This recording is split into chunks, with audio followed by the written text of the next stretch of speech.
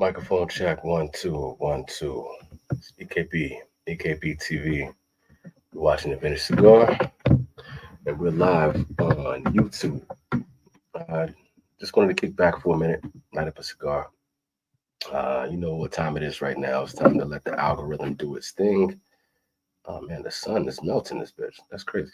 Anyway, it's time to let the algorithm do its thing. See if it reaches out to anybody out there. See if we get anybody on. I know this is a really weird time. If you guys have had a week that was anywhere like my week, it would be hard pressed to want to wake up on a Sunday morning and hang out with the vintage cigar.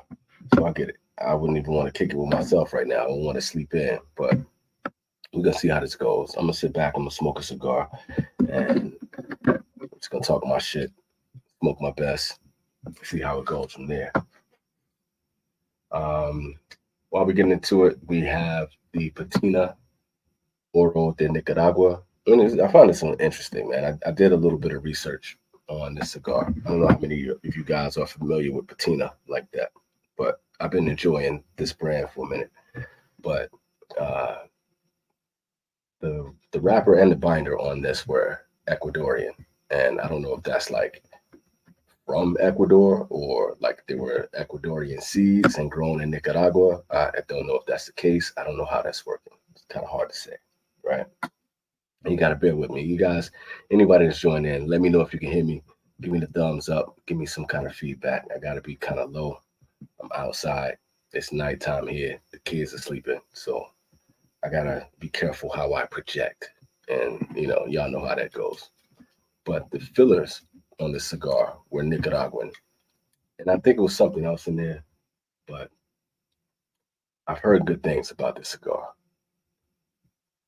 And I'm kind of interested in seeing how this bad boy is going to smoke. I probably cut off way too much of the cap on that, but whatever. We're going to see. At least I'll have an open draw. All right. Dream Life says, good that you can hear me. That's what's up, man. Dream Life, what up, man? Thank you for, first of all, responding. And second of all, for joining in on a weird day like this. Konbanwa, konbanwa. It is evening, so appreciate that. It is konbanwa. How you doing, fam? It looked like you were getting busy up in on the infamous podcast today. Sorry I couldn't make it, y'all. I actually had work arrangements for this weekend, so I wasn't able to join the fellas. We had Sanj sub in for me. So how was the show with Sanj? Did you guys have a good time? Was it entertaining? Japan boy couldn't be there, so we had to get the Jersey boy to join in and talk his shit. So how entertaining was that whole process? Was everything all good?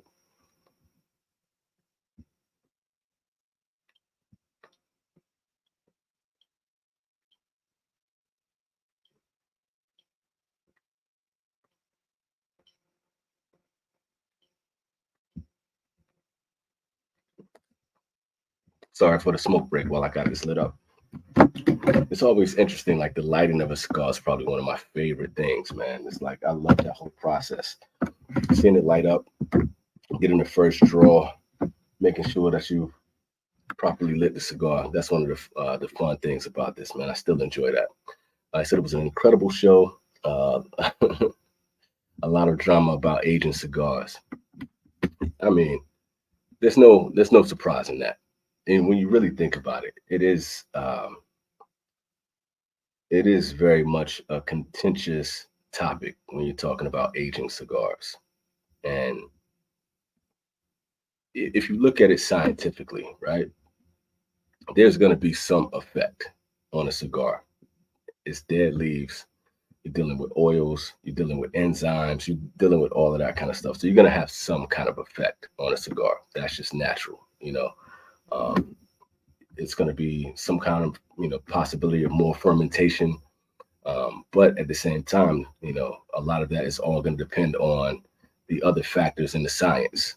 How you're keeping your humidor, what the climate is like where you are, all those types of things. It's going to be a lot to that. I don't feel like with a lot of the aging cigars that every cigar is going to improve, and it's going to necessarily improve or disprove flavor. But when you got something, I would imagine that this had a lot to do with the Wagashi. Is that what sparked it? Was, smoking? I know John was smoking the Wagashi. Did that kind of spark this whole thing? I said Sanj basically says that if a manufacturer factory is doing their job, the consumer shouldn't be required to do any aging. I feel him on that. I actually kind of agree. It should be perfect and ready to smoke from day one. I actually agree with that.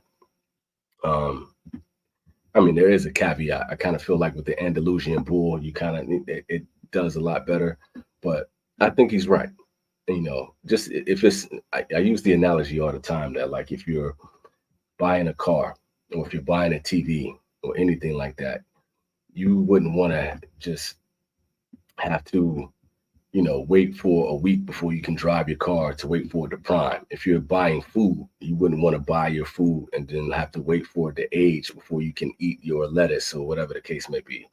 It's the same concept to me. I get it. If you're allowing your food to ripen and age properly, if you're preparing the car the right way, whatever the case may be, you should be able to smoke your cigar whenever you smoke your cigar. There was some mention of the Wagashi. Not sure if that sparked the conversation. You know what's funny about that though? We've had this conversation with Sanj before, and this isn't the first time, and it's not going to be the last.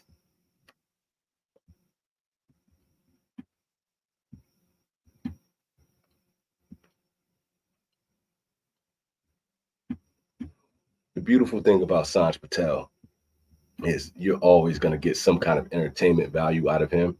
You're always going to be able to get some kind of debate. You're always going to kind of get some kind of uh, you know pushing of the envelope discussion, and he's not gonna hold back. He's not gonna hide anything. So that can, if you want to keep a show going, bring Sanj on because he's gonna talk. He's gonna talk his talk. He said Sanj used the car analogy exactly. Why would I sit my brand new Benz in the garage for 5 years and not drive it? I agree. I agree. I can't be mad at him for that. I just got a box of bulls from Tip Top. I'm going to age them for them 20 plus years for my son's wedding. I think you mentioned that before. I remember you talking about that before. And honestly, I'm not mad at it. Only thing that, the precautionary tale that I have here for that is that you can overage cigars, right? Cigars can get to the point where they lose some of the necessary oils, some of the necessary, flavors that can be in there. They can kind of not necessarily get dry or bitter, but they can become way softer.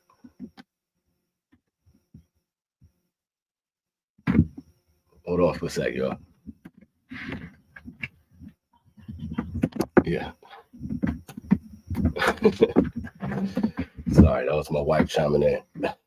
But yeah, I mean that whole thing is still a thing that you have to be uh, you got to be cautious of because you can overage and you can get to a cigar to a point where it doesn't have some of the same qualities.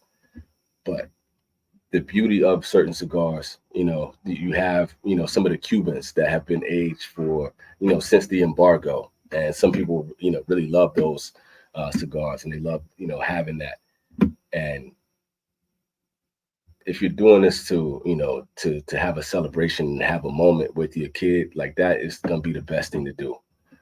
I'm not going to knock that at all. You definitely want to be able to have that environment. You definitely want to be able to have that, that moment to cherish with the kid, man. And that's a dope thing.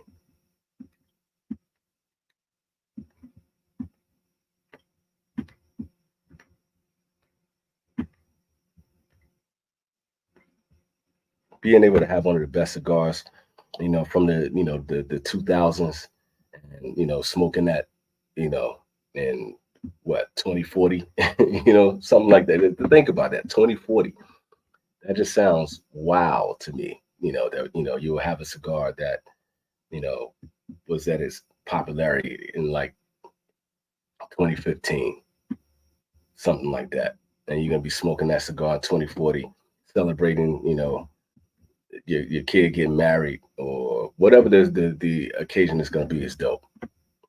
100% Matt and Mike said the test 1 out of the 10. and 15 to see how they're aging. Yeah, you know, that's logical. And those are two smart guys, man. Those are two guys that really know what they're talking about. He said Matt wanted me to send them to him for testing. Hey man, if you want to send them to experts, and if you want to really see how the cigar is going to age, you can always send them to Japan, you know, and get a second and third opinion. You know, we can always keep you posted, man. You know, send them to the guys who are seasoned and have well developed palates, and they're going to be able to, you know, give you all the different nuances and development of the cigars. Who've had plenty of Andalusian bulls.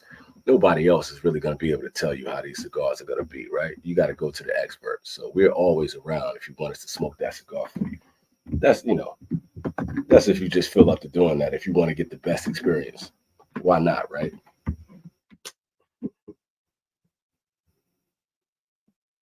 I'm kind of not like,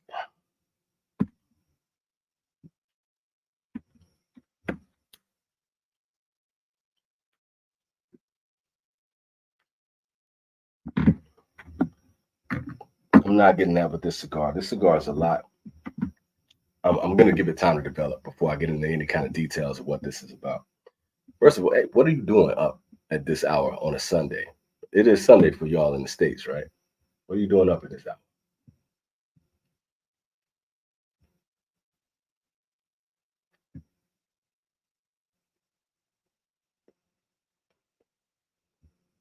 So far, I'm getting a lot of leather and cedar from this cigar. So this is interesting. This is not the flavor profile that I was going for. It's a little bit of pepper that just hit me right then too. It's a mix between black pepper and red pepper.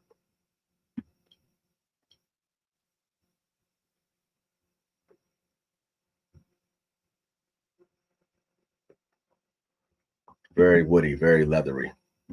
Interesting. Said our son wakes up at 7, cooking breakfast with the family now. That's what's up. Well, thank you for spending time with me, man. What's on the plate for breakfast? How you doing it in your household? And I'm gonna have to do the same thing tomorrow myself. Like it's Sunday night for us here, and the kids got to go to school. So you know, I just got them, you know, laid down in bed. I'm trying to be really cautious and be really careful here, so I don't wake anybody up. That's like a cayenne pepper that I'm getting off of this right now. That's really interesting.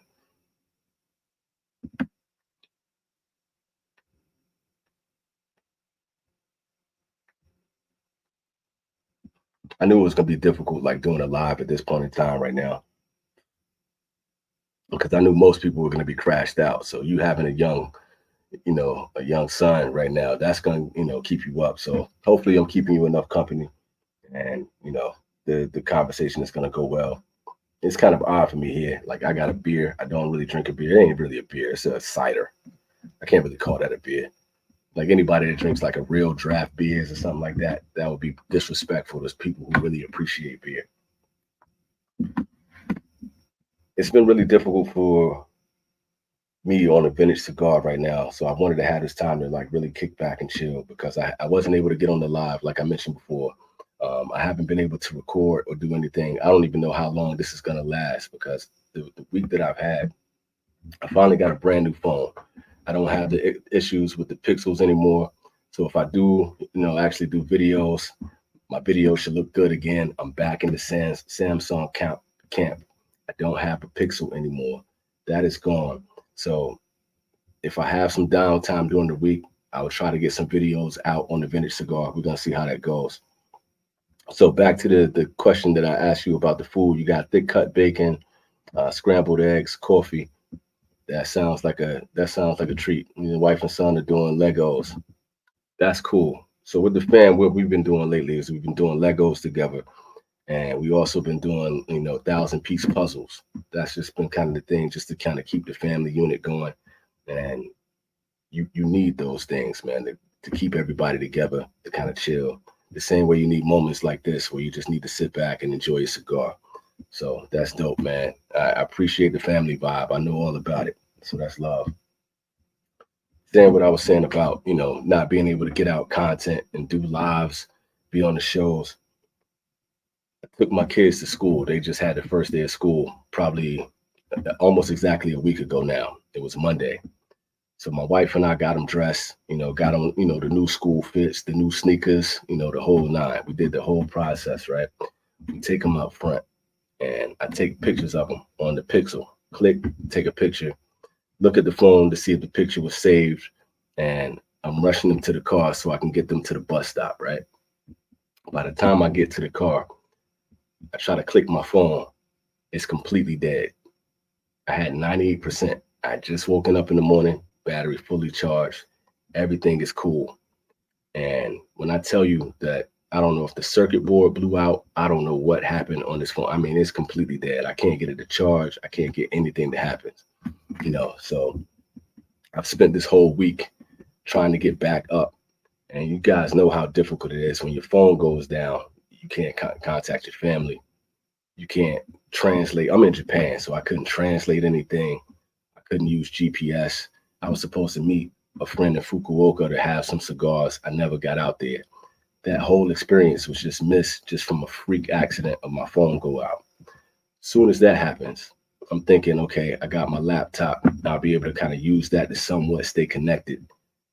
And I'm having battery issues on this laptop. So it takes me almost 2 full days to charge this thing up to where I can use it. So basically, the long story short, I was ass out for about a week. And I'm finally back up and moving. So this is the first cigar that I've had in a week. That's how busy it's been. That's how crazy it's been in the whole process trying to get things up and running. Let me get back to the comments here. He said, son starts pre-K on Tuesday. He's 3.5, growing up fast. Man, look, I'm going to tell you right now.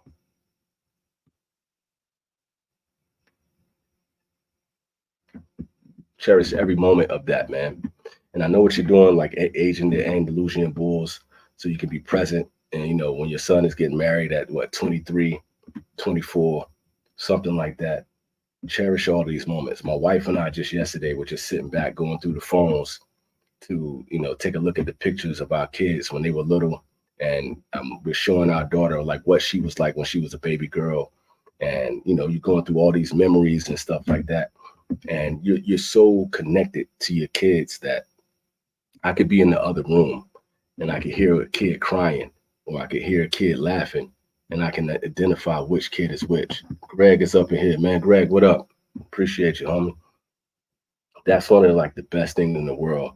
And so every single moment that you got from them taking their first steps to playing with their toys, to having a conversation, to eating their food, use your phone, use everything you got to, document all those moments. Because I'm looking at my son today and I'm just getting him in bed and the dude is standing at my chest and, I'm teaching him the proper way to brush his teeth tonight. And we're going over homework, getting him ready for school. And it's just yo, this dude is in the 5th grade already. It's nuts and it's bananas. And I'm looking at pictures of my friends on Instagram and on Facebook, my nieces and my nephews, and seeing my oldest niece is 14 years old. That's just crazy to me, man. And the last time I saw her personally, she was only 7. So think about how fast those 7 years went by. And it's just this shit happens overnight. You're going to go from the point where you're changing diapers, and now you're at the point where you send him to pre-K, and he got his backpack on. And the next thing you know, he's going to be getting off the bus by himself, and he's going to be hanging out with his friends and all that kind of stuff. It goes so crazy fast. It's insane. So enjoy those moments, man. Hey, shouts out to Miami. Appreciate it, man. Thank you for joining in, man. I'm glad to have you all on. Greg is up in here too. Let's see what Syndrome was just saying. He said, we just found out we're pregnant with the second. No doubt. Congratulations, man. I hope you're going to smoke a really good cigar, and for the birth of the new child that's coming in. I said we recorded a video of my wife telling my son those memories will last forever. Man, it's a beautiful thing. I wish I could have seen that one for myself. That's the stuff that I love, man. Just real talk. That's the stuff that I love. And, I don't take those moments, lightly. we got videos of me just teaching my daughter how to read and, doing the ABCs, picking out animals on the refrigerator magnets and all that kind of stuff. Like all those little things count. Videos like there's a video we were in Chicago for a wedding, and my brother-in-law and their uncle is like super wild. Like he's just a real animated dude. And we in one of these famous pizza spots in Chicago. It's one of the deep dish pizza spot. I can't remember the name of it. So if y'all know Chicago deep dish and y'all know some of the famous spots, tell me the name and I'll be able to tell you if that's the one. But we got video of my brother-in-law literally carrying my, 3-year-old, I think it was 2 or 3 at the time, son in his teeth. Like he got his clothes in his teeth like that. And he's running through the place with my son hanging from his mouth. Like it's the funniest shit in the world. Those are the moments that like you appreciate, man. And that's the stuff that you remember forever. And we still bring it up. We laugh about it sometimes and we just go back and watch the video and laugh. So, I mean, I can't say how much I love the thought of, you embracing this new birth. Congratulations. And your son finding out he probably don't even have full concept of what's going on. But the development of a new baby, having a new sibling, especially that close in age. My brother and I are 5 years apart. My baby kids are a year and a half apart. So like being able to have that bond and being close like that's some super cool shit, man. So congrats to you once again. What cigar are you gonna light up? If you already planning to smoke an Andalusian Bull for your son's wedding 20 years down the road, what are you gonna do in 9 or 10 months, when the new baby is here? What's the cigar you're gonna light up? You gotta have a special cigar for that occasion.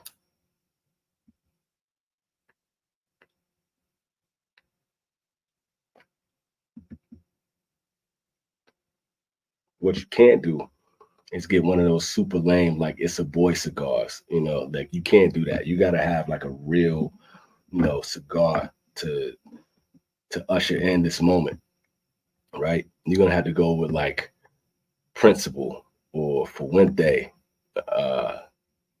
Davidoff. I'm not the biggest Davidoff fan, but I even think Davidoff. So to open the recommendations. All right, so I'm already rattling off some. For me, damn, that's a good one. Let me kind of think through this. Like, what would be a really good cigar recommendation for the birth of a child? Like, if it was a girl, I would want to say like Rare Pink, but I don't really love that cigar, so so I wouldn't represent that. I wouldn't go with that. Um, Man, what would be a good for y'all that's in the comments too? Throw out some suggestions for Syndrome as well too. Um, Man, you could go with like a Julius Caesar. That's always like a beautiful cigar. I'm not gonna say the cigar everybody thinks I'm gonna say. I'm gonna leave that one off. Damn. What else we got? Tip Top said Night Commander. Night Commander, like, that's definitely a good choice. Beautiful tasting cigar. Uh, that kind of fits. That's such a good cigar. I'm really not mad at that suggestion at all. That's really a good one. I feel like I'm kind of missing something for it. Like my brain is telling me there's something else that's even more perfect. And I think you were saying, Syndrome, that you got to connect for Cuban cigars now. So you could always do like a Trinidad, even a Atabey. Atabey. That let me put that one up there. Atabey. Atabey is great. Atabey is a great, yeah. So that's kind of along the same lines with the Cubans. I really wouldn't be mad at Atabey. You could also do. I hear the Padron Black is really good too. Tip Top said the unicorn in Brulee or Black.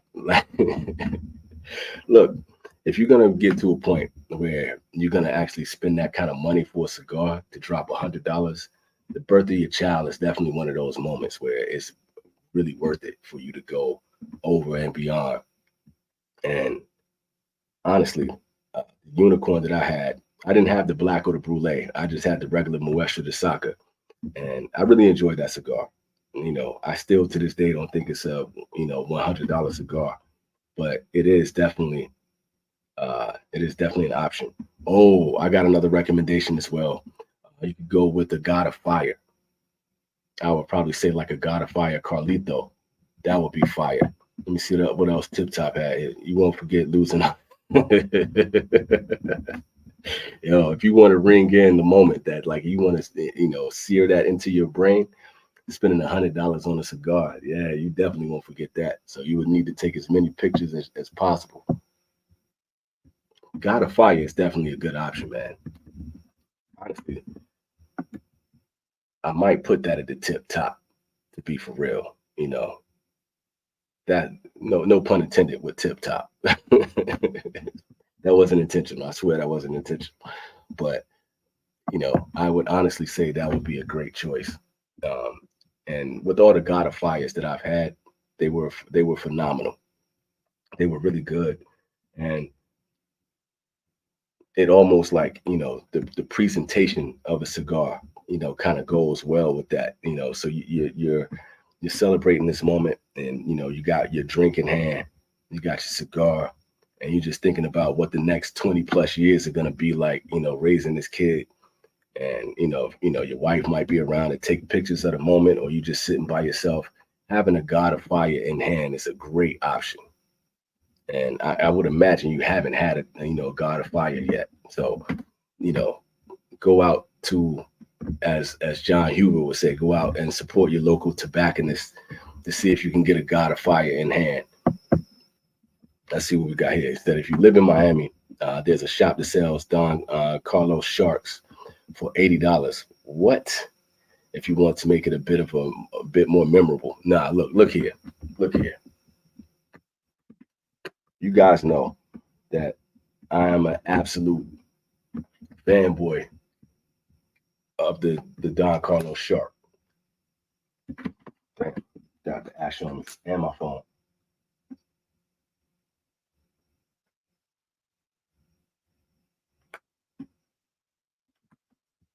But I would not condone or recommend spending $80 on a eye of the shark. I do not recommend that. I do not endorse that. And I actually rebuke that. So here's the thing, man. What's the deal in Miami? All the cigars at that price range, is that what is to be expected? Let me see. Let me put this up. First of all, Greg is like, yo, that's way too much, which is absolute facts. But here, like with this, dude said I was floored. Yeah, I would have laughed in his face. I would have laughed in his face.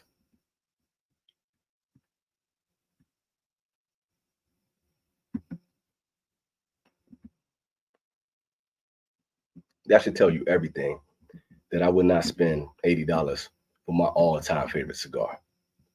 That should tell you everything that you need to know. It's like you got to have some kind of boundaries. But what I was asking is like, is that the norm? For cigars in Miami. I've never been to Miami. I've never had the chance to to go out. My wife has been there. I've never had a chance to do that. That I felt like Noah Lyles, how fast I got out of there. Nah, that's Usain Bolt speed right there. That's Michael Johnson speed getting up out of there. Noah Lyles is like collapsing with COVID. You need to move faster than that. And he said that's the norm. And he said it's a pretty high end mall in Miami, so not the norm. I got you. I caught what you're saying there. It's not the norm. All right, I got you. Yeah, look, in a place like Miami, I would expect that you're gonna have the high rollers, and you're gonna have the tourist traps, and you're gonna have the places where you're shopping for status and for image and all that. I get that. I know that's a thing, but just the price gouging to that level is insane to me. To be able to to do that with cigars is like insane. And it's too many ways to get cigars right now. And I would imagine that you would probably be able to go to in one of the smaller towns that's next to Miami to be able to get your cigars at a better price. Correct me if I'm wrong on that. I would hope there's a way, that brick and mortars that, aren't price gouging like that just because of the Miami tax. Let's call it that. Let's call it the Miami tax.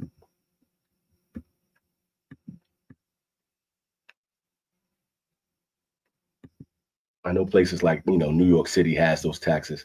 I know Vegas has that kind of thing where they run up numbers on, and I can only imagine with the Cuban population being down there and with the status that, represents Miami and, just living that fast life kind of thing. That's just insane to me. Let me see what Greg is talking about right here. He said 20 is a fair price. 30 is the max price for a sharp. That's the most I'm ever going to pay. It's that 30. You need to tell those Miami shops why it's so expensive. If they don't pay taxes like we do here, Florida should be $1 less than us, just tax. For real. I said, yeah, man, my B&M had them for 35. They're not easy to find, though, to be honest. And they're not. And they're not going to be easy to find. And, mainly because of the popularity of it and, the limited release of them. And that's one of the cigars that I really feel like it's worth the wait for. And, it's worth the hunt to get those cigars. I wish they were more regular production, but I would rather have them, at the peak of that tobacco and going through the necessary, reserves and the aging process to get, the premium out of that. I really feel like that's a cigar that warrants that level.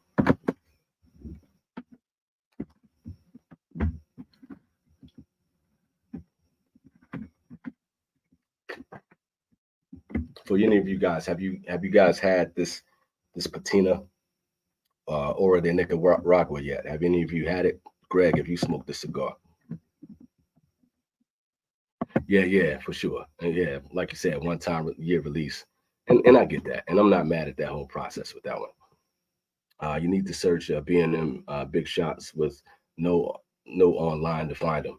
Yeah, because if anybody has access anywhere in the world, they're gonna order that cigar and get it shipped to them. They're gonna get their boxes. I know it's somebody that got a humidor or two or cooler doors just stacked with those boxes. Let's see. Greg said I got that on my desk right now. Just had the CT Asylum. What do you think about that Connecticut, man? I'm not the biggest fan myself of Asylum. I think I mentioned that to you though.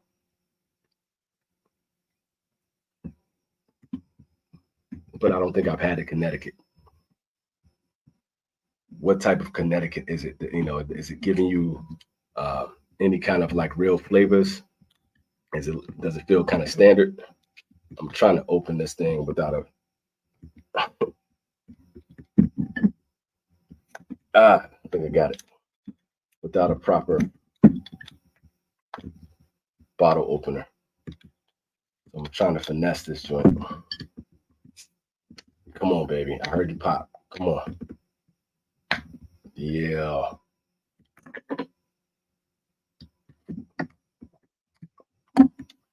I wanted to wait before I drank this so I didn't mess up the flavor of the cigar. I really wanted to get a feel for it on the palate. And I'm kind of disappointed in this cigar, to be for real with you. If I'm shopping online, it's at Tip Top.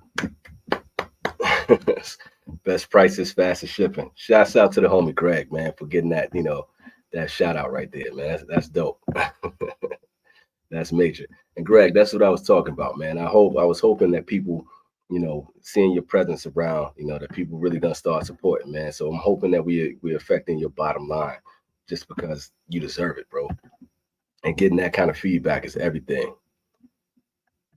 So he said, I got the Aladino Corojo Reserva lined up for the day. Looking forward to it. Yeah, that's a classic. That's, I haven't had that cigar in quite some time, but I remember it being a really nice, complex cigar, and you're getting it at the perfect time. The hype has kind of died down for that cigar because I remember like maybe 2 years ago, like that was like the cigar to get. And Aladino is having a nice little run right now. just putting out some really good cigars, especially with the Cameroon and things like that. So it's good that, that cigar is still getting love, man. So I'm glad you had a chance to sit with that.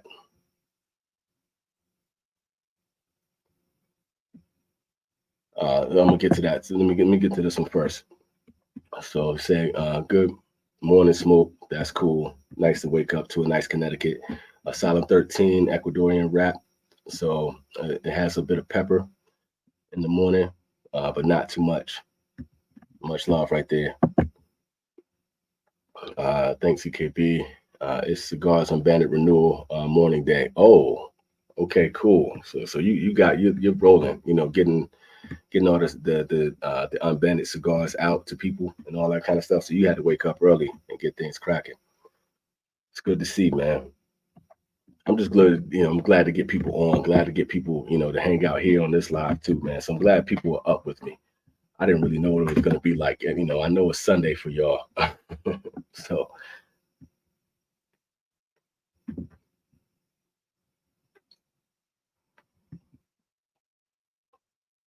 like, this is the first cigar that I've had in quite some time. And honestly, this Angry Orchard is actually making this cigar taste a little bit better. I don't know how to describe what I just got from that. They just, allow this to open up a little bit.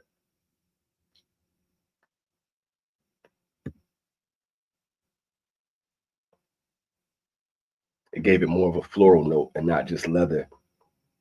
So that's actually a really cool floral profile. So, it's a good thing that I cracked open this drink. It really kind of changed the thing. Okay. I was wondering if anybody saw that Instagram. So what I've been told recently is that that the best thing to do is to actually promote the live to get it out there.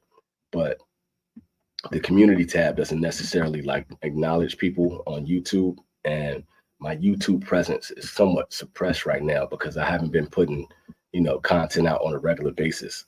This is more like a weekly, bi-weekly show pretty much at this point, with just the time that's available to sit back and actually smoke a cigar. And Instagram, I felt like that would be the fastest way. People do like those quick, stories and all that kind of stuff. So I'm hoping that worked out, man. I'm glad you saw that. And thanks for that feedback. That's letting me know, what the best way to market myself and to get out to people.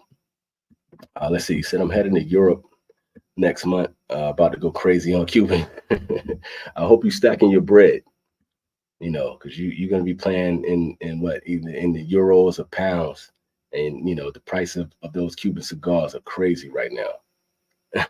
And look, with the comment about it being the Holy Grail, I talk about this a lot, and I feel like a broken record when I'm saying this, but I don't feel like they are the Holy Grail.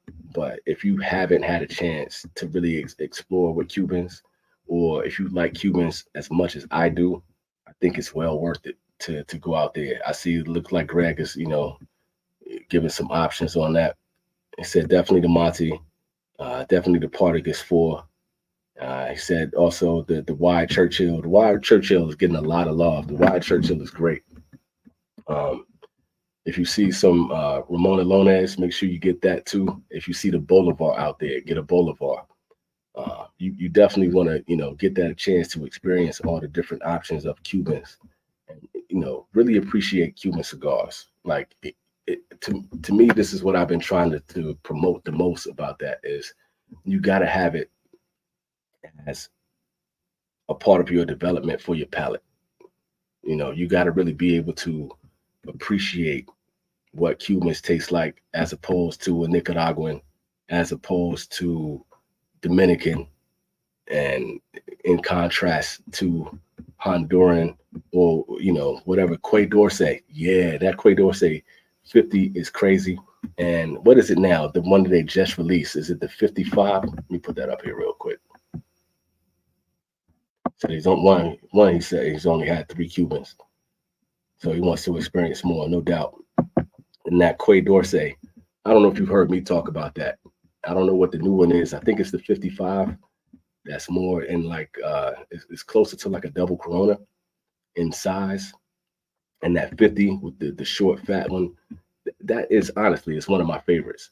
So Did you guys see one of the last top tens that I did when I did my top 10 Cuban cigars? If you haven't had a chance to watch that, go watch that. If you care about just what my opinion is, I feel like if you're here with me, this early in the morning talking cigars, that you might kind of give a damn what my opinion is on it. But I think that'll give you some good options on some of the best Cubans that are out there, and they're definitely what hit my palate. And everything that has been named so far, I think is on that list, but it might be a few more that might be able to kind of pique your interest, to kind of give you an idea of which cigars to get, and what to give you some diversity. I think a lot of people, you know, kind of expect one thing and one note from Cuban cigars, and that's not necessarily the case. You know, a Monty two is not gonna smoke like a Quay Dorset. Quay Dorset is not gonna smoke like Ramon Alone's special selection. That special selection is not gonna smoke like a Bolivar. That Bolivar is definitely not gonna smoke like a Trinidad. You dig me? And that's enough way to kind of figure out what options are out there that you can really fall in love with when it comes to Cubans. So shouts out to this for saying that. I think you guys came up with some great cigars. I really think those are the way to go. And you get different Vitolas, you get different sizes, you get different maturity levels on them. Some are more sun grown, some are less sun grown, but you get all the Criollo that you can really appreciate the different development and the different styles of Cuban cigars. So have fun out there in Europe. Where are you going to be in Europe anyway? He said, bring as much money for cigars as you pay for the trip. that, that might be good advice.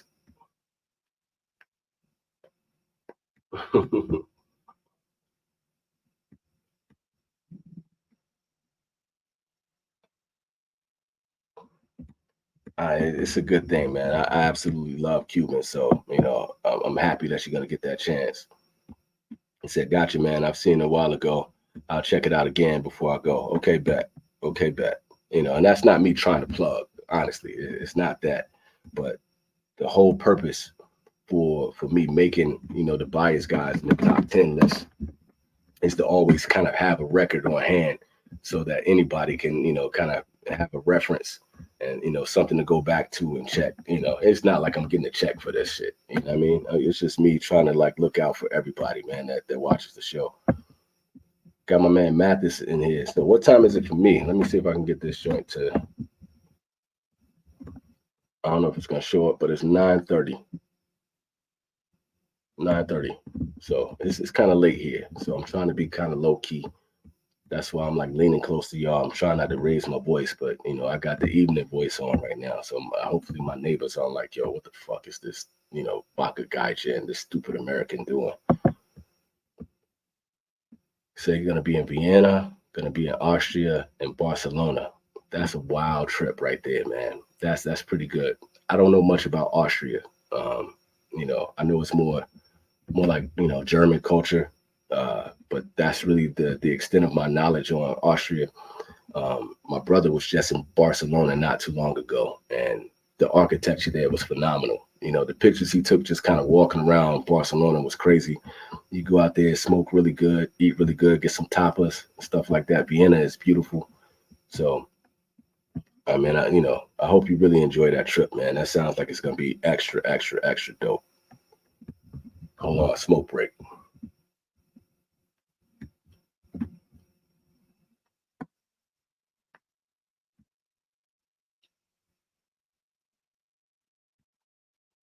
One thing that I will say about this cigar, like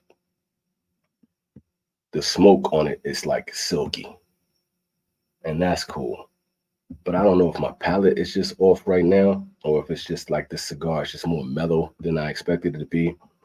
It's really light on the pepper. It's more based on like giving the leather notes and giving you pepper and some and woods than anything. I was hoping this is going to be a lot more nuanced, but when it comes to just like the texture of the smoke, that has been fantastic. What he say? He said, "Thanks, bro, for looking forward to it. Not the flight, though." Here's my thing, man. Why are we talking about that? I don't mind airplane flights. They don't bother me too much. I really feel like, I guess because, growing up, I didn't get to fly. I didn't get to travel and do all that kind of stuff. So when I get on a plane now, I'm still excited like a kid. And most of the times now they set so nice that you have, you got your TV and, you got all of your electronics and whatnot. You can just kick back and vibe. They usually got, decent drinks and all that kind of stuff. So I'm good for the flight. Like that doesn't bother me. I hate airports. It's not as bad here in Japan because they're so organized that I feel like, like in the States right now, if you want to get ready for your flight, you got to be there like 2 hours in advance, and they might change a gate on you, or there might be a cancellation and all that kind of stuff. All that stuff hasn't happened, in Japan. Like, we get there maybe 30 minutes to 45 minutes before the flight, and we still got time to wait before everything shows up, and that's going through customs and all of that kind of shit. And it's smooth sailing. But the moment I get into Canada or the moment I get into the United States, I hate airports, bro. Like I can't stand them. I hate airports. If y'all want to know one of the things that really grinds my gears and just gets me like anxiety and just gets me like out of sorts, it's just going through, sitting in those airports and going through the lines. And I always got to strip. For whatever reason, they see me, they like, you take off everything. We need to talk to you for a second. I don't get it. I can't stand it. I said when you get the silver SB1014, prepare to let it rest for a bit. So when you're saying that, was it wet? Because I didn't even get to watch Matt's video, Greg. So like I'm not even sure. Like, is it wet or is it like, does it not have the development yet?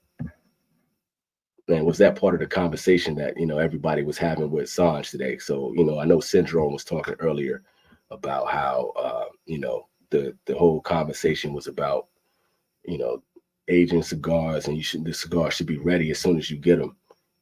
If he did say it's wet. Okay, so that's to be expected there. All right, bet. If it's up in here. Nah, you didn't miss too much, man. The only thing that I really been, I just been kind of, talking about this Patina cigar. Let me show for the new people that came in. I have the Patina Oro de Nicaragua, Ecuadorian wrapper, Ecuadorian binder, Nicaraguan fillers. Just been kind of talking about that. I was talking about why I was away. I don't know if you guys noticed, but I wasn't able to be on the show for the infamous pod. I wasn't able to do any kind of lives. I haven't really been popping up. I haven't been on social media, anything like that, because the Pixel phone that I've been complaining about for a while just finally kicked the bucket. It completely died on me. So that's one thing that I've been talking about. Other than that, man, we just having a normal conversation that we do on the Vintage Cigar. So thank you to everybody that joined in. Y'all hit the like button. Thank you for coming in. Thank you for putting in your comments. What he saying? You said you got to be 4 hours before the flight here. Yeah. And that's Miami too. So that's crazy. That's the stuff that I don't look forward to. That's the shit that I can't stand. So I feel you on that. So we got some good mornings going. Florida is representing out here. Shouts out to Florida, man. Florida is live tonight. Well, today for y'all this morning. So Ohio gozaimasu, everybody that's getting on. Damn, that wasn't supposed to go away. He said I was born and grew up in Milk, Austria. Oh shit, that's what's up, man. I didn't know that. You still got your accent? I'm really curious. I'm really asking. He said this Vegas airport is a nightmare. Did I fly into Vegas? No, I drove into Vegas. So I haven't been in the Vegas airport yet. I can only imagine with Vegas though. God.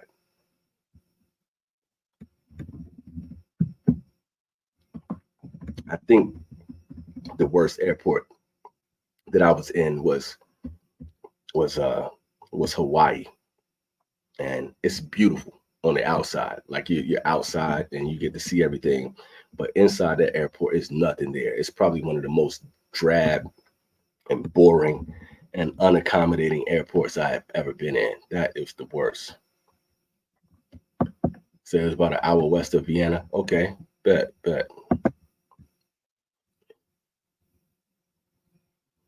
Oh, okay. Yeah, I assume we're talking about Sanj. You said they didn't speak on the silver yet, but I'm glad you gave me that heads up about the silver, man. Um, because just in general, I'm excited to get uh all these new cigars because I've been having a hard time just in general, like with the cigars that I have right now. They're all cigars that I'm super familiar with, and I did that to myself. I did it on purpose. I was giving away a whole bunch of cigars. I sent out a ton of boxes, and I was sending cigars to people just to kind of clear my humidor and to clear the Tupperdoors and to really like curate you know my humidor for the the cigars that I wanted for my palate at the moment. And then that way other people can get a lot of cigars that they hadn't had that they wanted. So it's a nice way to kill a couple birds with one stone, and to really give back to people. And but now I'm at a point right now where I'm reaching and looking for something different, for something new. That's why I'm smoking Patina tonight. I didn't want to go with Dunbarton. I didn't want to go with Placencia. I didn't want to go with the stuff that I was familiar with, even though I do have a backup Dunbarton right here in hand. I really wanted to. I'm at the point now where I want to try new things. So I'm excited for the silver.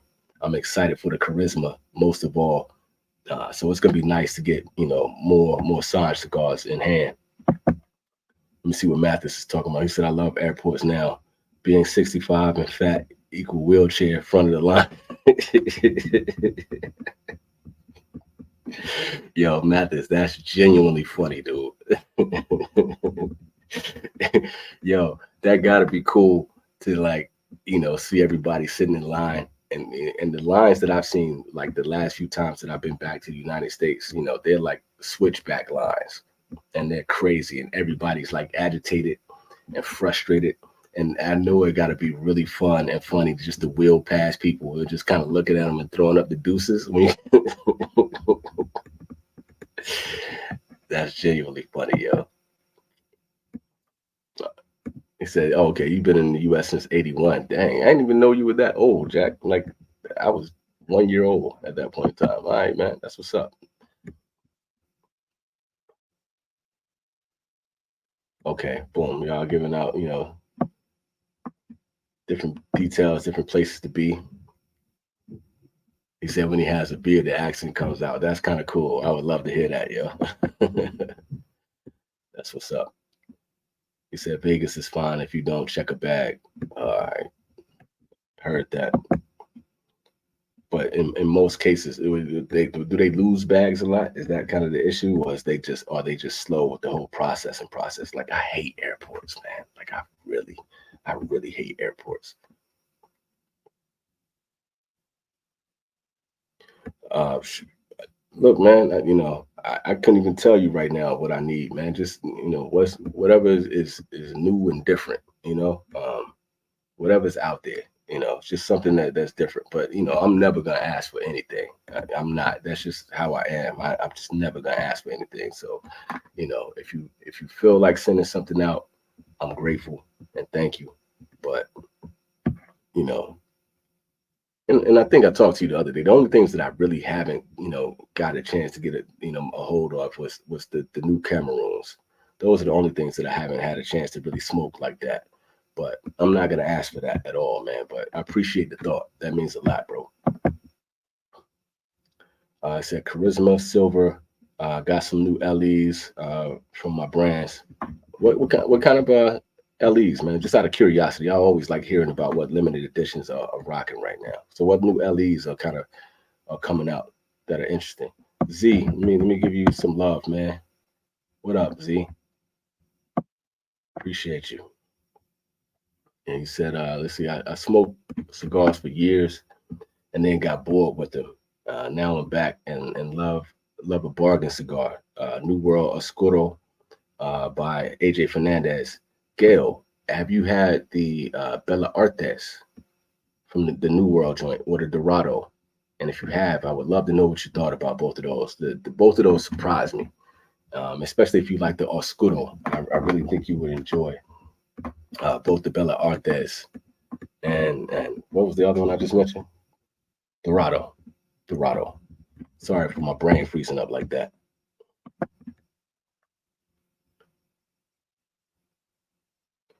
I don't know. I don't think I froze. Y'all tell me if I'm freezing up, man. I seem like the connection is pretty good right now. So let me know what's going on. Okay, you only got me by 10 years. That's light work. You got me by barely 9 years, really. It's light work. But for real, Gail, I actually thought you were like in your 20s or something like that. I don't know why I thought that. Hopefully, I'm not freezing. Said long lines of checking bags. That sounds horrible, man. That sounds crazy. Let me get love. I'm gonna go back to this. I'm gonna go back to that long comment from Z. But like, yo, what up? What up, Scotty? I love stuff like that, man. That just makes me happy, man. That's a genuine smile that puts on my face. What up? What's really good? I said someone needs to take control of the new wave infamous live streams. The guests just ramble on about nothing, and nobody has any interesting questions or comments. So boring. Okay, let's talk that. That's actually a pretty good thing, because just in general, I'm glad you're bringing that up, Z. And I love the fact that you don't pull any punches. You always saying what you're thinking. We've been talking about like, having guests on, and we've really been trying to like limit guests at this point to an hour, just because you want to be able to get an interesting amount of content in without having your guests losing interest and losing steam on top of that.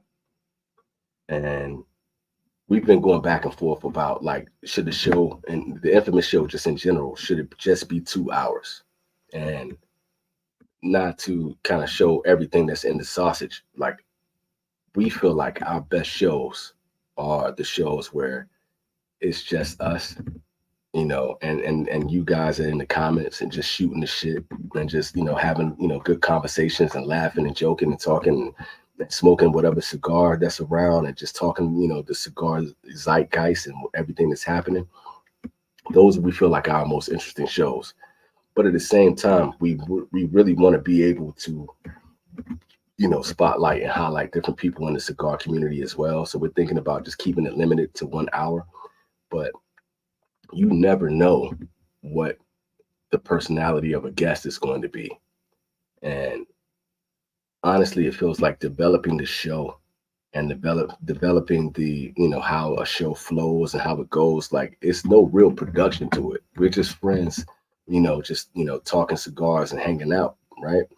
But you also want it to be entertaining for everybody that joins in on the show. And I honestly feel like a lot of people are guarded when they come on the show. Like, everybody's worried about like, either being professional or not saying too much. And us, like everybody from myself to especially DJ and Michael, even John and even Matt, like, we're extremely opinionated. And at some point we've developed a reputation for being like the mean guys in the cigar community sphere. And I don't think we're like that. We just really like, we don't hold back on whatever our opinions are. And I don't feel like we're ever like being, overly negative. We're just honest. So I feel like when a lot of people coming on the show, they're trying to be careful and they're trying to really protect their brands and protect their identities. So we love it when people come on and can actually just be themselves and relax. Like, I feel like Jaman is really fun to have on the show, but we don't even look at Jaman as a guest anymore. Sanj, Sanj is going to talk whatever he talks and says whatever's on his mind. I don't feel like he's a guest anymore. But when it comes to like having the other Greg on or having Steve Saka on or something like that, we feel like people are really guarded and they're protecting themselves.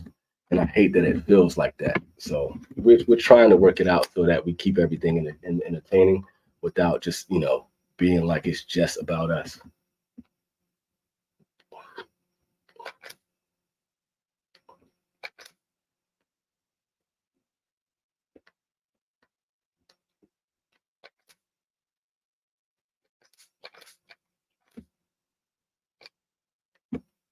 Well, what I do want to add to that, I love feedback like this. And I think you should add that feedback in the comments and, really say what you're thinking about the show. Okay, I see what you're doing there. I see what you're talking about, Gail. So that makes sense. I can't get back to that comment right now, but I understand. That you're using your wife's login. That's mad funny.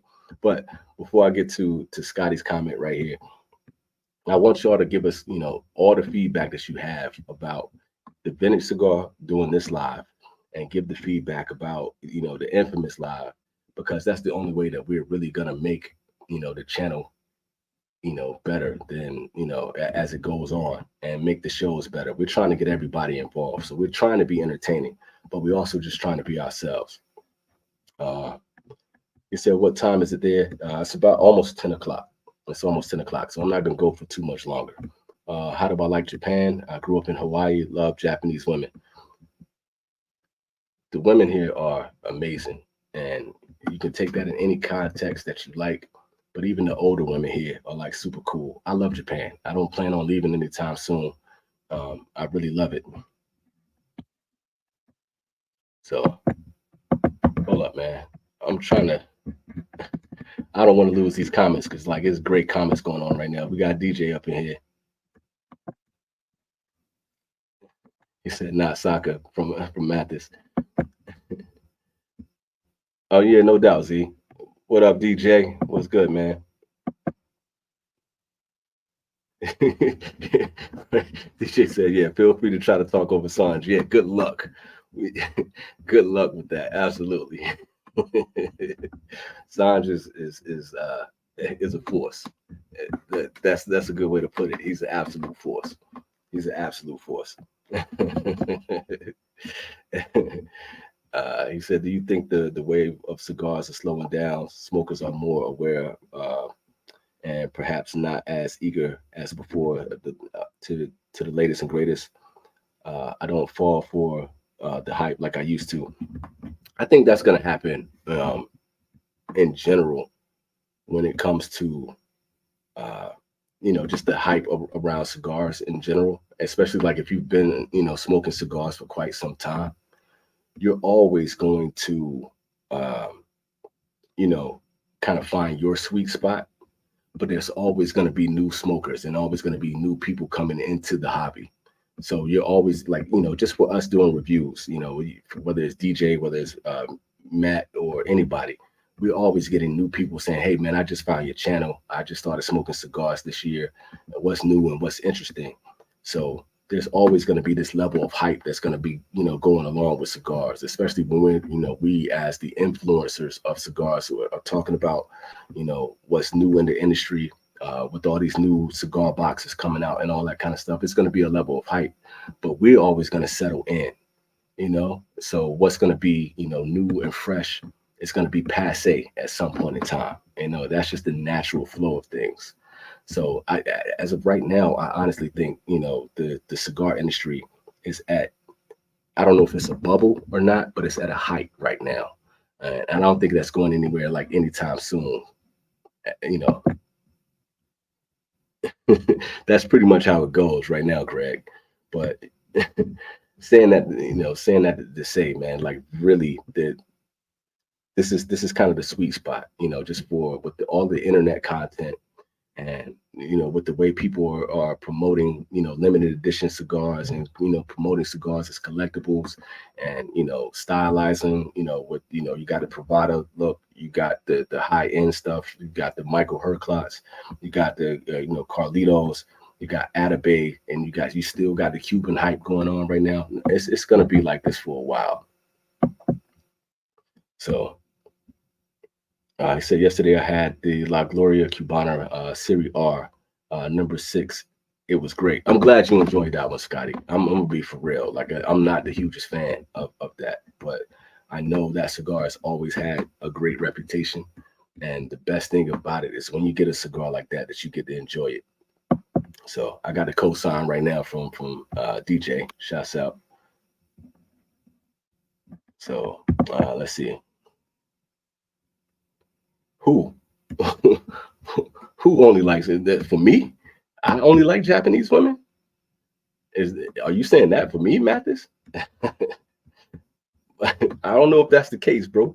But and just in general, what did Fight Dog say from a tribe called Quest? I like them black, brown, Puerto Rican, and Haitian. My name is Keelan from the Zulu Nation. No, that's not it. But it's been really a cool experience for me um, with the job that I work right now and the jobs that I've been working in general. I've been working with a lot of the Japanese nationals.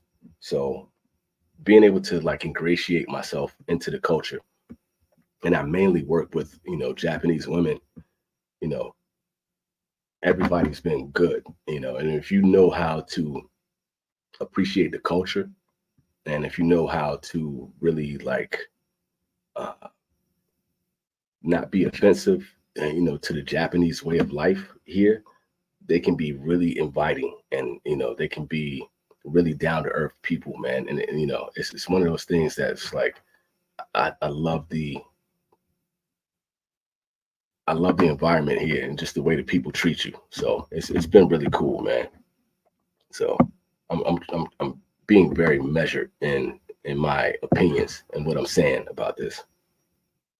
Oh man, I'm glad you were able to get on for the live, man. I intentionally tried to come on this hour. I really didn't think I was going to get this many people on, with it being Sunday morning for most of you. So thank y'all everybody for joining in. Thank y'all for keeping the comments rolling, keeping the conversation going. I appreciate it. I've really been trying to uh, be measured when I'm coming on the channel, whether it's morning for me or it's nighttime, so that way I can get some of the East Coast folks in, so that way I can get some of the West Coast people in. So thank you for joining in, man. I appreciate it, Scotty. It's like, dude, it means a lot. Thank you for the love, bro. Glad you joined in. Yo, that rainy look, that wasn't the intent for that. That was supposed to be like a show that I was really gonna be able to kick back and have some fun with y'all. Come on, man. I can't be out. There we go.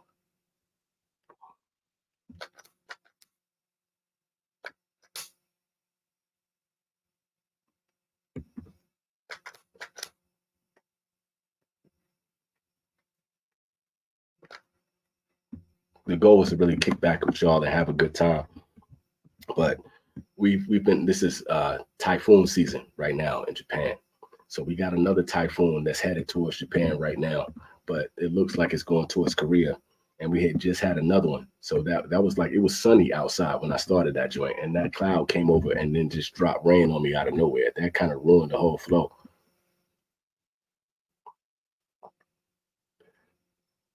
All right, let me get to these next comments here. So like I said, when you find what you're searching for, it's hard to keep searching, especially if you got your favorites already.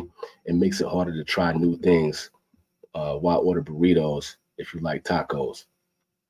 And that's a good point, Greg. And it's funny because doing the cigar review thing, the main purpose was you're riding the hype train, you're riding the wave, so to speak. So you're constantly out there searching, and especially like if you're developing your palate and you want to be, a seasoned cigar smoker, you want people to trust your opinions and to trust your insights. You got to try just about everything that's out there. You got to go from the budget cigars all the way to, whatever is new and expensive, to everything that's in between. And you're going from brand to brand.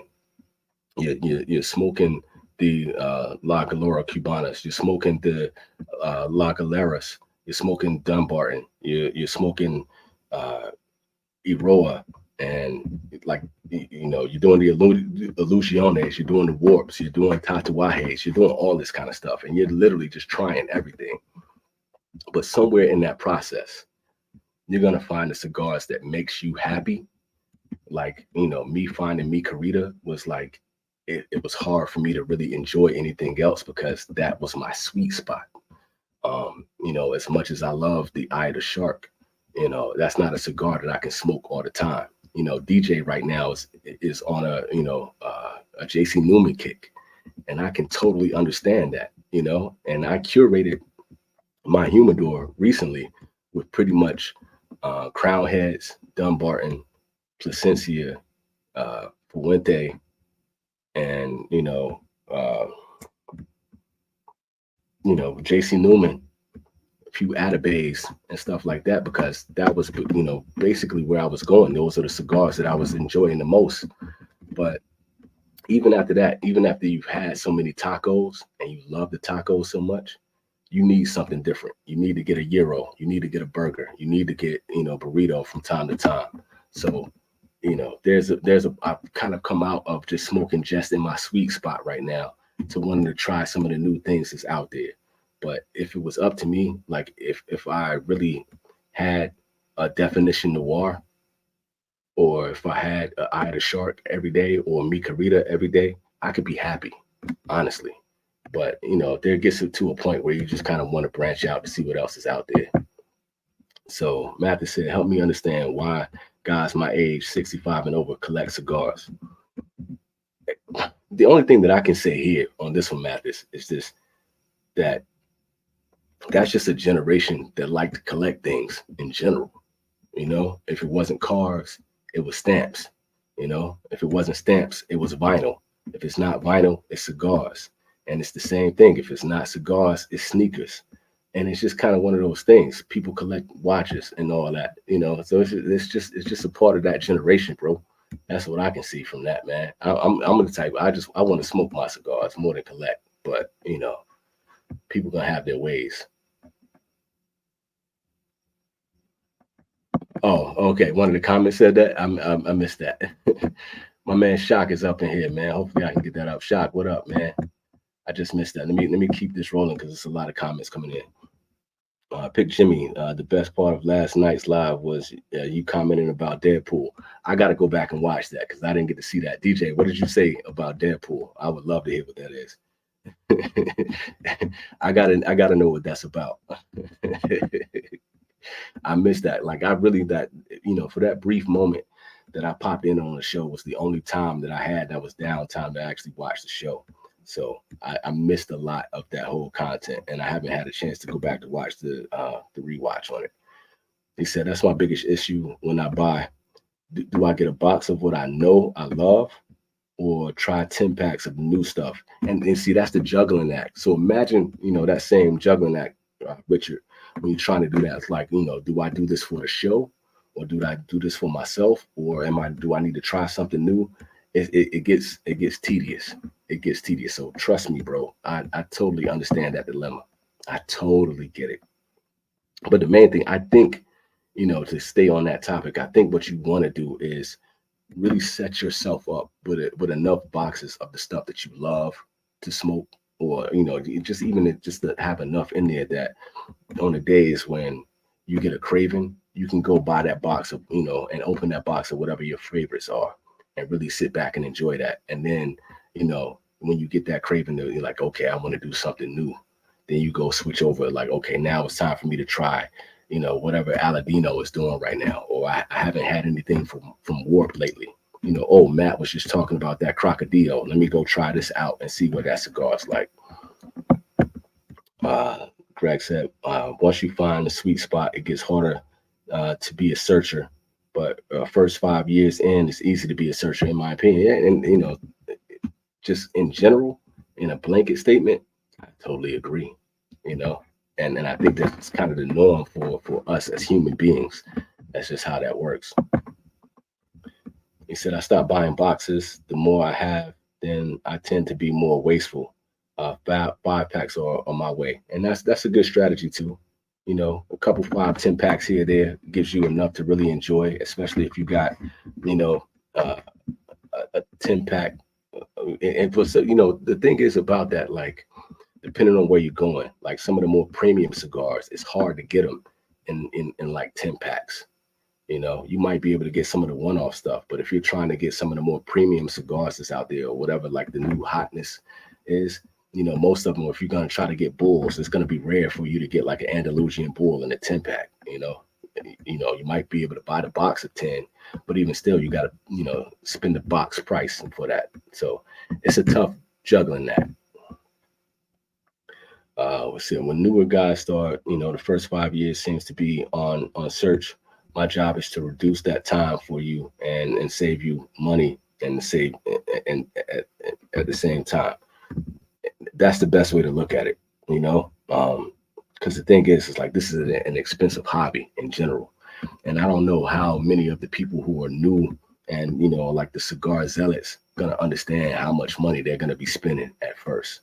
So, you as a curator, and a salesperson, that is, the best way to really help and guide everybody.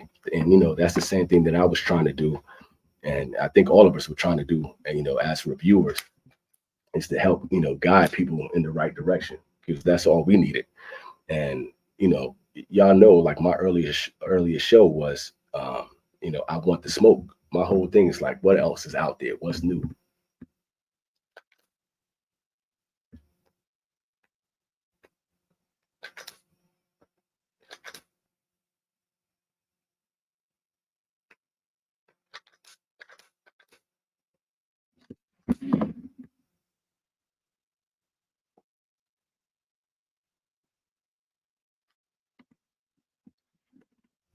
Because I wouldn't say I was a new smoker at that time, but maybe I was in that main 5 years.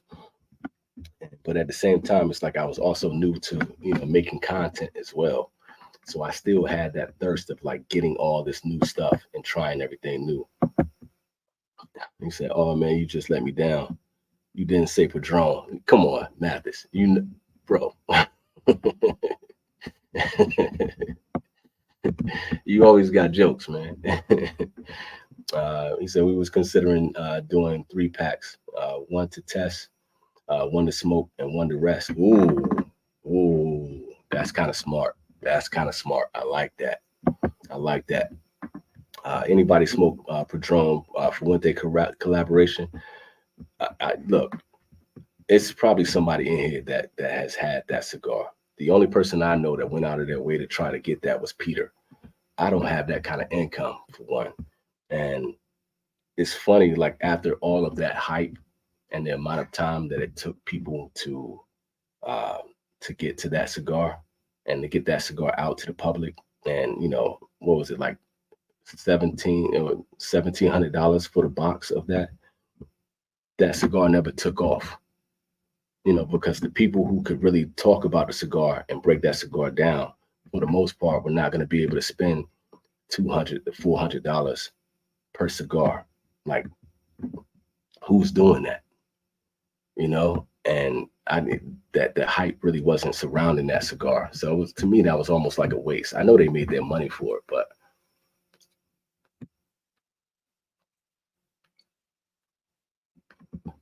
it's so funny that you mentioned that. I hadn't even thought about those cigars in months at all. Like, it hasn't even crossed my mind until you brought it up right there.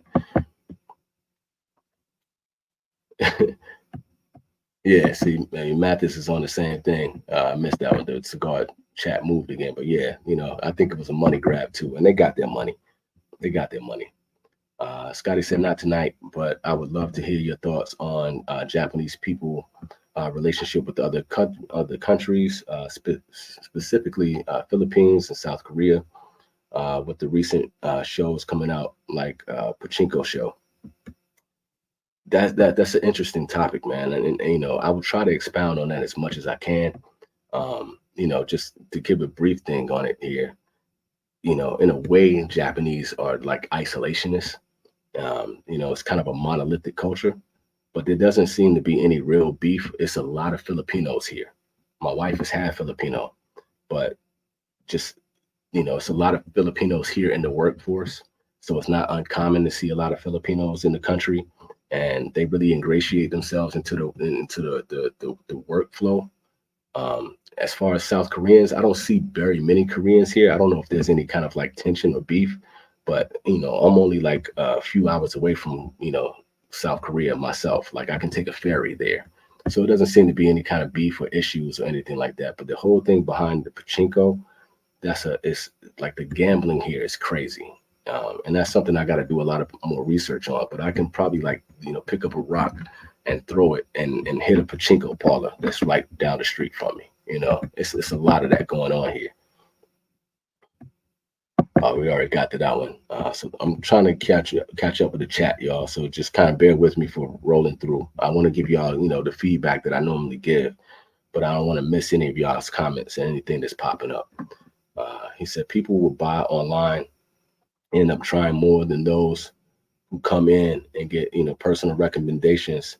Usually they find sweet spots quicker and over a dozen favorites. But that's the thing, man. It's like it's pick of the litter right now when it comes to cigars with the online options, with the brick and mortar, and then with everybody, the only thing you got to do is go on YouTube and you got Cigar Hound Dog, you got Joe Knows, you got Pick Jimmy, you got Master Your Ash, we could go on and on. Cigar Carpenter, we got all these people. You got Cigars Daily.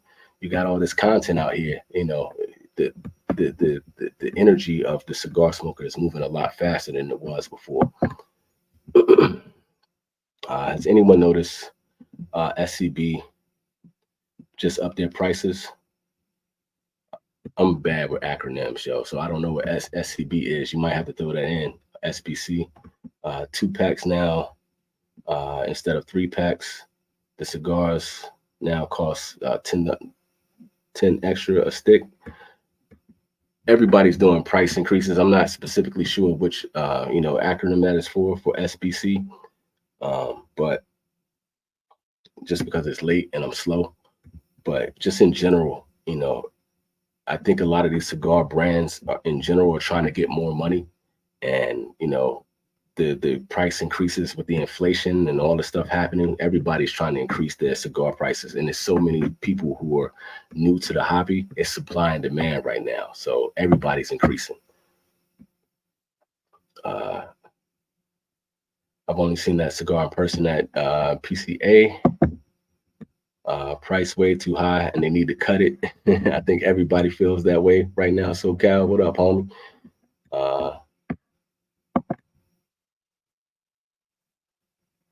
They don't want it reviewed, to be honest. Oh, that's an interesting take. Interesting. He said, I'd love to visit Kentucky and those southern states and check out the tobacco farms.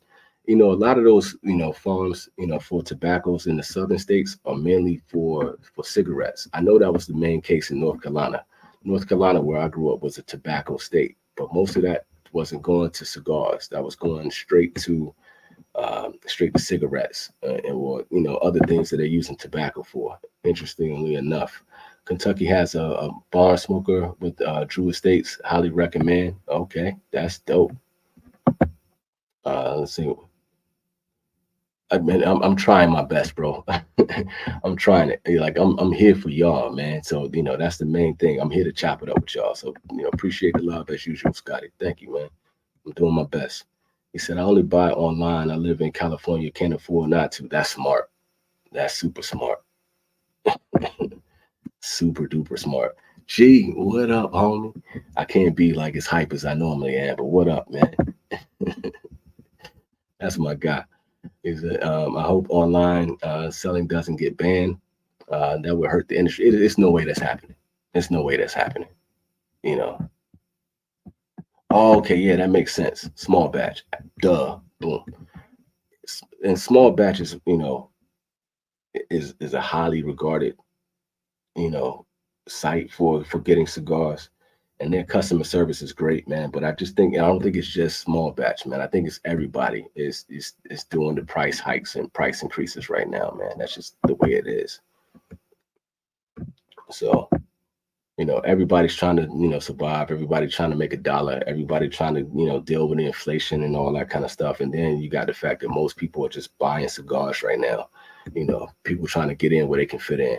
And if it's funny, man, we were talking about this earlier. Like when you talk about people like Saka, or Huber, or anybody like that.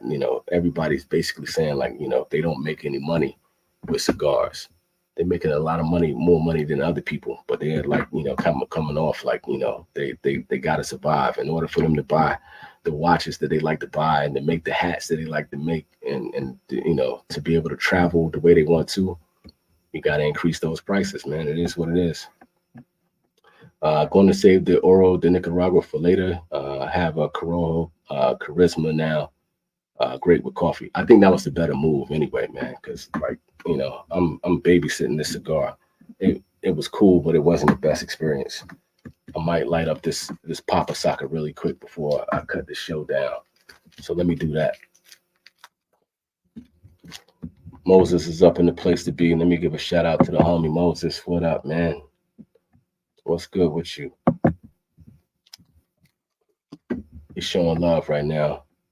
Hey, man, I'm doing my best, man. Thank you for the love, man. I'm, like, what is the vintage cigar without the people who watch the vintage cigar, right? I'm just a dude just trying to have fun with y'all that smoke good cigars, man. That's just the way.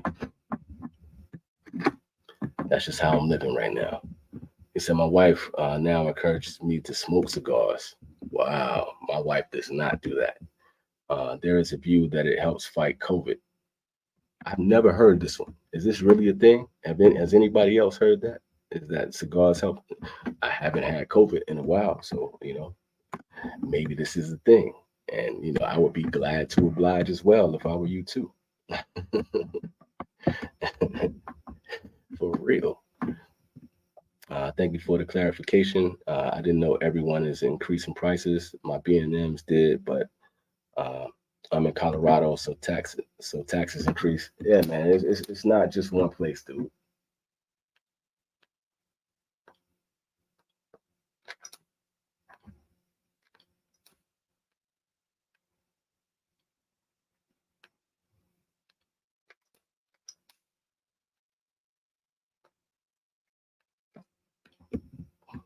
I know I kind of hate to be, in that place where I'm always talking about the prices of cigars, but if you just think about like any conversation that you have with people right now, what are most people talking about? The prices of groceries.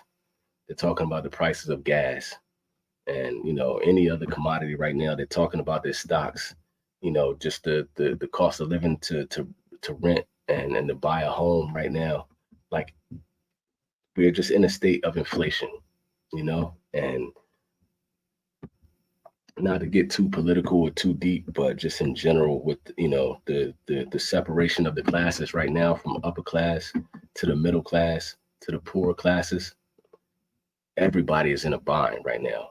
Buying a car right now is ridiculously expensive. So everybody is trying to get to a place where they can be comfortable and they're not struggling. And especially when it comes to small businesses and corporations, everybody is fighting for the dollar. Everybody is fighting for the dollar, man. So it's just, the thing is that regardless, like we're all spending right now, and we're all spending on our hobbies, and I bring up this analogy all the time, whether we're buying shoes, buying cars, buying all of this kind of stuff, buying groceries, buying, collectibles, buying like all of this stuff. Everybody's spending money, but everybody's complaining about the cost. So the people who aren't spending, who are receiving the money, are trying to receive as much as they can. Everybody's trying to be Jeff Bezos right now. Everybody wants to be Elon Musk. Everybody wants to be the person who is actually, living comfortably and living more than comfortable. So it's just the way that it's going to be for right now. Capitalism is capitalism. So everybody's showing love. Mathis says he got the Opus X. Which Opus X do you have right now with the coffee, man? I'm trying to keep up with everybody. So I know that was a moment ago. He said I might have to light up one with you. Hey, man, if you got time, I'm gonna smoke on this one for a little bit longer, man. I'm gonna hang out with you guys for a minute. So I gotta kind of keep it down. I can't go too much longer because it's getting late here, and my voice travels. So I gotta be careful. This watch don't ever show me the time when I want it to. Damn, I gotta tap it. Yeah, so it's 10:18 in the evening here. So light up with me, man, if you want to. Scotty, taxes increased in several states, including ours. That's why I love Greg being on here because being in the industry, he can kind of give you the behind the scenes. I'm gonna start calling Greg the Wizard of Oz, man, because he's pulling back the curtain right now, showing everybody what's really happening. But the price increases is from two hikes from manufacturers earlier in the year, and cigars get replaced. So do the new prices. And everybody's doing the whole thing with the limited editions.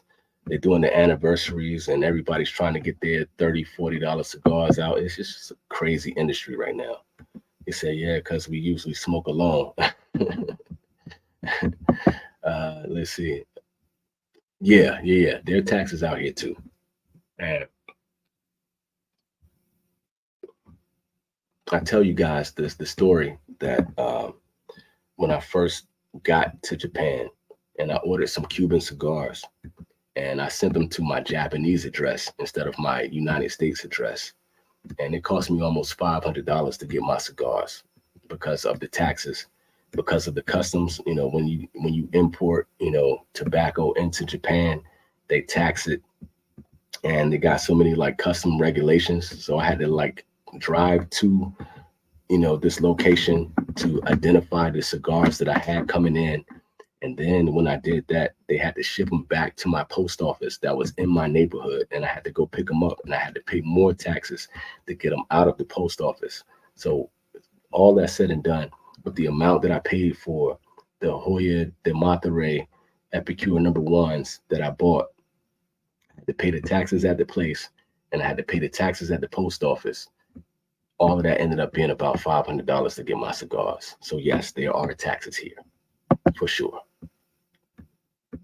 on the price of a cigar. What's a good price? $15 US? Okay, so here's the thing with that. That's a great question, Scotty. So, the thing about it is you can get great cigars for anywhere from, $6 to $9. There's some great cigars, New World cigars by AJ Fernandez, Buffalo 10 cigars, the Umbagog, the Juarez by Crown Heads. Sanj, Patel has the industry killers that you can get at a really affordable price. You can pay anywhere from like six to $10. Pretty much the median right now is anywhere from like 10 to 18, right? So, you're gonna get some of your premium cigars from in that price range. So like if you see a $15 cigar, that may be a really good cigar, but that's kind of like medium high when it comes to the cigar prices as of right now. That could be changing. Maybe Greg could give a little bit more insight on that and expound on it a little bit. But okay, yeah, he's mentioning Perdomo and Brick House too, which are very affordable cigars that are really good as well. But the thing is like, you're going to pay, some cigars are going to be at a premium for $18 to $20, but I just don't think, like, I'm just not willing to spend, much more over $20 for cigars at this point, unless it's a cigar that I know is going to be fantastic. That's worth it.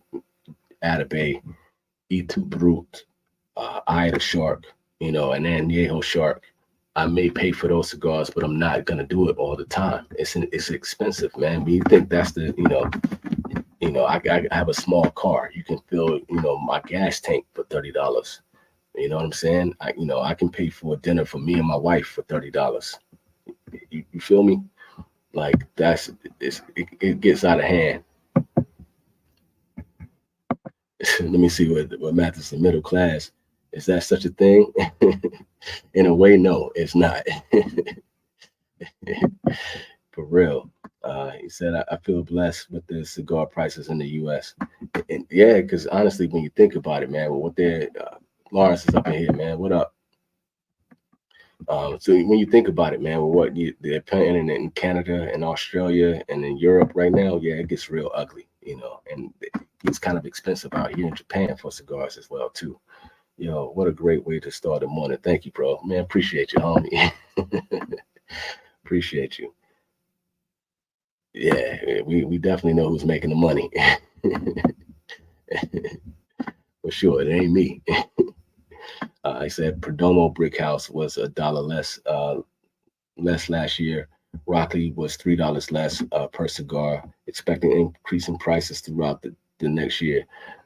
You know, it's kind of funny right now, Greg, seeing like some of the brands, you know, kind of following the zeitgeist and hearing that they're going too far and they're trying to work with some of the prices.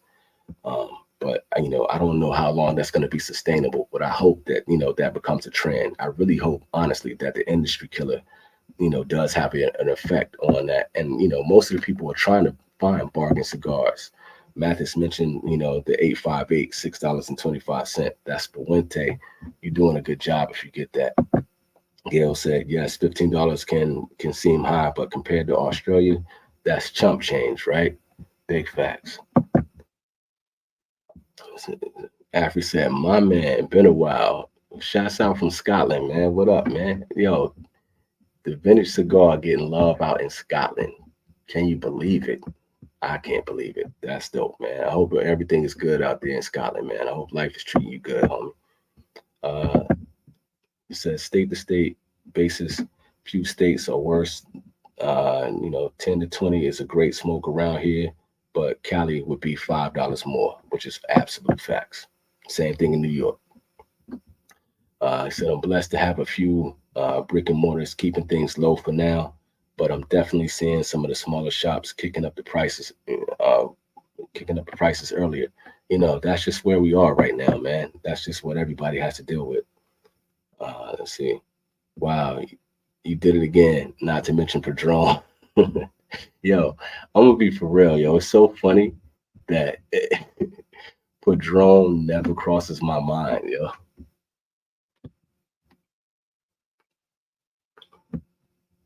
And, you know, I had my whole deal with Padron, so you know. But hey, you know, you can get 1,000 series, at a decent price. If you just want to smoke, you know, coffee all day long and wood, you know, you can enjoy that. Inflation in cigars would take a year or two to balance out. I don't know, man. That feels like a long wait, but hopefully they'll balance out, man. But like, you know, when it does balance out, you know, what's gonna be, you know, the bottom line of that? You guys are cool. We'll need to subscribe. Hey, man, everybody that's in here, if you haven't hit that subscribe, hit the subscribe. Go to the infamous Smoke Show and subscribe, man. We can use more subscribers over there. You know, it's a lot of really cool cats on that show, smoking good cigars, having a great time. Tip top, how is Perdomo 30th? I do want to hear what Greg has to. He said it's not his cup of tea, and that's what I've been hearing about the 30th. I haven't gotten to the 30th yet, man. But look, you know, when it comes to Perdomo, that Maduro 10th anniversary is going to be regular production, and you know, if you want to do budget, is it Perdomo that has? I always get them confused. Is it the Lot 23 or is it Project 40? I think Project 40 is Alec Bradley. I can't remember. I always confuse those. That's my dyslexia. But either way, man, like Perdomo, just their baseline, really affordable cigars, and you know, Perdomo gets a lot of hate, but I always enjoy Perdomo. They've always been good. Oh, I see the homie up in here, man. I got to get to Scotty, but like I wasn't expecting him to pop up. This is cool. Is it bad to not support my B&Ms? I can buy 20 great cigars for from online or 4 cigars at my local B&M. I can't afford to do that. Here's the thing. I think it's good to support the B&Ms just in general because you don't know what's going to happen online. And, you know, there's the people that are trying to run a business. But, you know, at some point in time, you're going to want to be able to, you know, not have to wait online just to go, you know, down the street and pick up a cigar. You know what I'm saying? And that's the beauty of having a brick and mortar, you know, that you can go sit there, meet people, talk to people about cigars, and you can just pick up a cigar on a whim. I miss having that opportunity. I miss being able to just go and grab a cigar and not have to wait for it to get shipped to me. There are pros and cons to both, and I think both need support. Appreciate the sub, Scotty. Konnichiwa, man. What is it? It's morning for you there, man. So Ohio gozaimasu. What up, D? What you cooking up right now, man? I know you cooking something. Hey, man, appreciate you hitting that like button too. That's the guy right there. D Love getting love up in here. That's dope. If you know, you know. He said out here in Vegas, they want double the price for what I buy online. If you buy on or near the strip, they might hit you with 3 times the price. Got to buy online to get around that BS. Now, see, this is my thing when it comes to that. If they're price gouging, forget supporting them. What you supporting them for if they're not supporting you? That just kind of defeats the whole purpose. So I wouldn't spend money there either. If you gouging me, why am I trying to spend money with you? That's crazy. So it is the lot 23. Thank you for correcting me, man. I get nervous because my brain mixes it up like that. But anyway, let's see. Skinny said Perdomo 12 Connecticut and Epicure Fire. Yeah, man. I'm glad you're showing love to Perdomo too. I actually like his cigars. Mathis said it was the Lot 23 Perdomo project at the 40 by Alec Bradley. Some people like that 40 joint, man. So you know, go where it's best. I would grab Perdomo over that any day. That's just my opinion.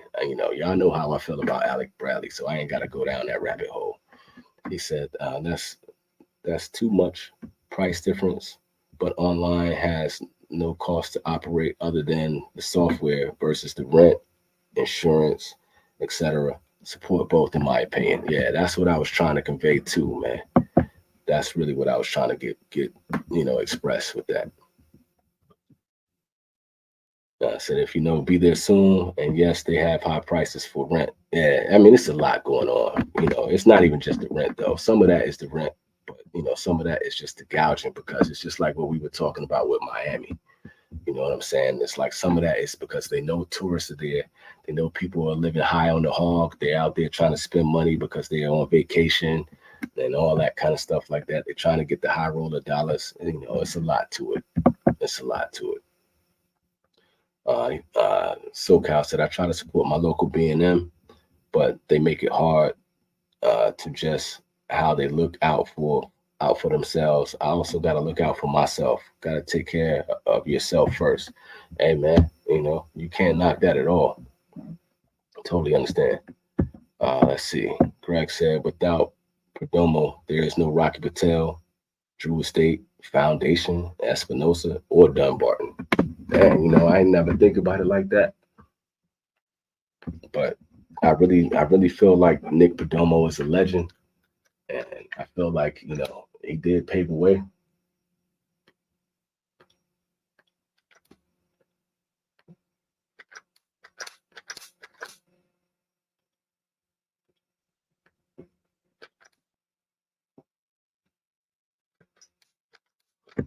But it's just funny that he doesn't get that respect anymore. And I really feel like he should get, a lot more respect put on his name for, quality control. And I've talked about this before. And it was funny that even Steve Saka, co-signed on this. Like he gave a lot of love to Nick Perdomo and Perdomo Cigars for their quality control.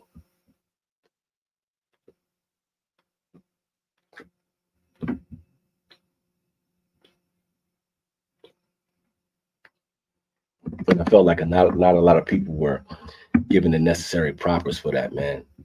And I really feel like that, he deserved his propers for really putting out quality, cigars and, keeping them at affordable prices, great burn lines, great smoke. That's the, you got to give somebody love for being able to give good, high quality cigars at an affordable price. That's why I show love to Sanj. That's why I will continue to show love for Nick Perdomo. Yes, on the Perdomo brand, just can't seem to get the 30th anniversary. The 30th is, if you can get your hands on it, try it. But it is getting a lot of mixed reviews. And I'm pretty sure it'll be back around in regular production soon. Florida is a cigar mecca. It is, man. With the amount of Cubans that are there, with it being close to the islands and things like that, that's what it's known for. You got the Tampa suites down there. It's a lot happening in Florida, man. Shouts out to Florida. So in the sense that a lot of them started like working with Nick, is that what you're saying on that? I don't know the backstory on that. Uh, so literally slept on the floor as far as like getting started and working in his in his what do I want to say? I want to say brigade. I still got that kitchen mentality. But working within his factories and people getting started working with Perdomo, I wish more people would say their name, would say his name, then man, and give Nick Perdomo his love. Let's see, top 5 go-to cigars right now. I know it's hard to choose. Those are always the hard questions.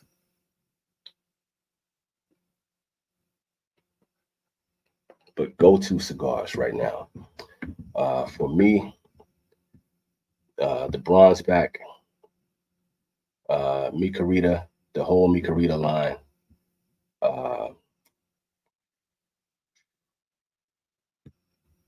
I'm trying to think like when I'm just going in the humidor, what do I just want to grab and then what I want to smoke? The Noir, uh, the Martinique, if I can get my hands on that. Uh, damn, I'm having a hard time because I know there's something I'm missing right now. But those are some definite go-to cigars. Let me see what else is down here. Oh, I mean, I'm really enjoying the Vlad cigar. I'm really enjoying the Psalm right now. That's really good. Uh, Dude, I'm trying to like go through the mental Rolodex. The Olmec is a good go-to. Uh, I don't know. Give me a moment. I'm gonna think through this. So, everybody, I like y'all to, join in. What are your go-to cigars right now as well?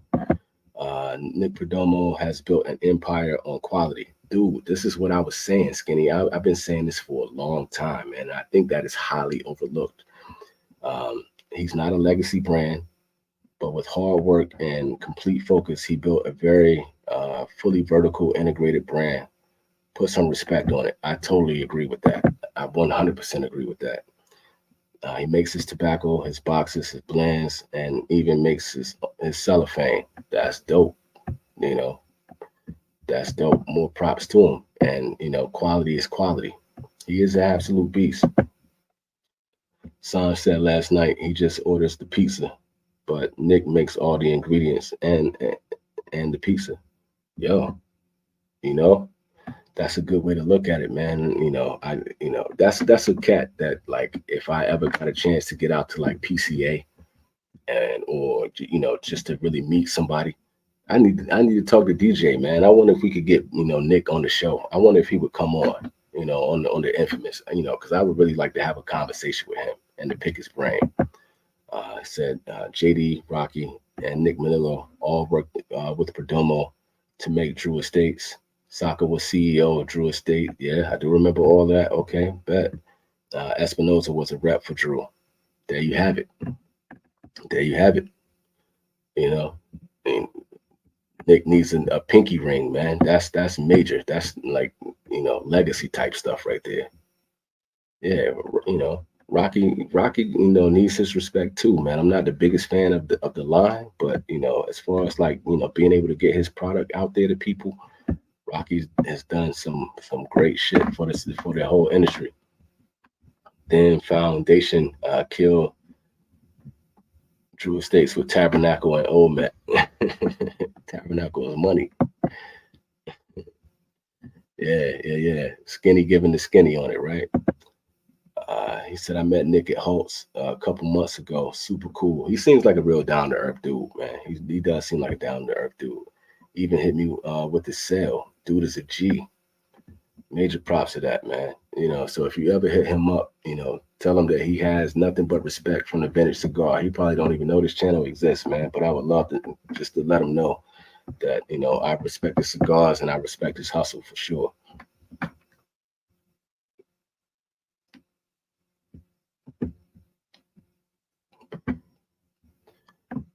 All right, dudes.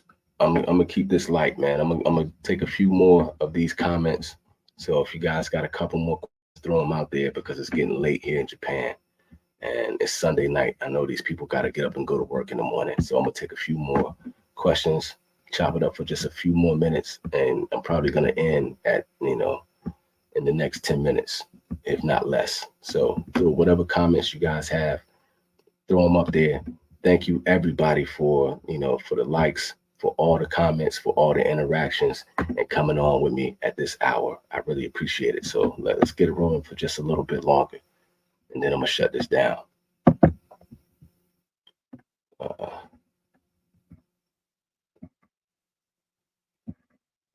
Let me see what this one says here. I said I enjoy it and do when given the opportunity. Uh, it might be hard in Japan. I'm not really sure what that one is for, Scotty. Clarify that one for me, and then I'll expand on it. Um, Matthew said Perdomo is like a librarian. He knows his stuff. Great product, but he is quite soft-spoken and conservative. People are drawn to flash, loud, and gimmick cons, and that's not his style. But you know what was really cool about that, Mathis? There was a period where I would say maybe like 3 or 4 years ago, where Nick had a really good presence on YouTube, and he fell back a lot. And I wish he would have kept doing that. His show was kind of like old school, but he was, like you said, he was like a librarian. He was really informative and was really insightful. And when I was starting the Vintage Cigar, I used to watch Nick Perdomo's, channel a lot just to kind of get like the basics and the insights on what's, the cigar culture was all about. He did a great job with that, man. They also got some of the best informational how to make cigar videos on. Oh, see, boom. That's what I was just saying. Hell yeah, boom. I didn't even know you were making that comment. I wasn't saying that. I literally just read that right then. But yo, that's so that's facts. Not rolling the leaves, puff a cigar, puff the pen. I said, night, pimp. I'm gonna go have an AM smoke, man. Enjoy that smoke, man. And thank you for joining the Vintage Cigar, man. Thank you for kicking it with me on the live, man. I appreciate you, Skinny. Cigar lounge in Tokyo. There are plenty of cigar lounges in Tokyo. So if you're asking like if I have any recommendations for cigar lounges out there, Tokyo is where I've had some of my best experiences with the lounges. So there's the Bar. That's the name of it. It's called the Bar. That's a really small, exclusive cigar lounge.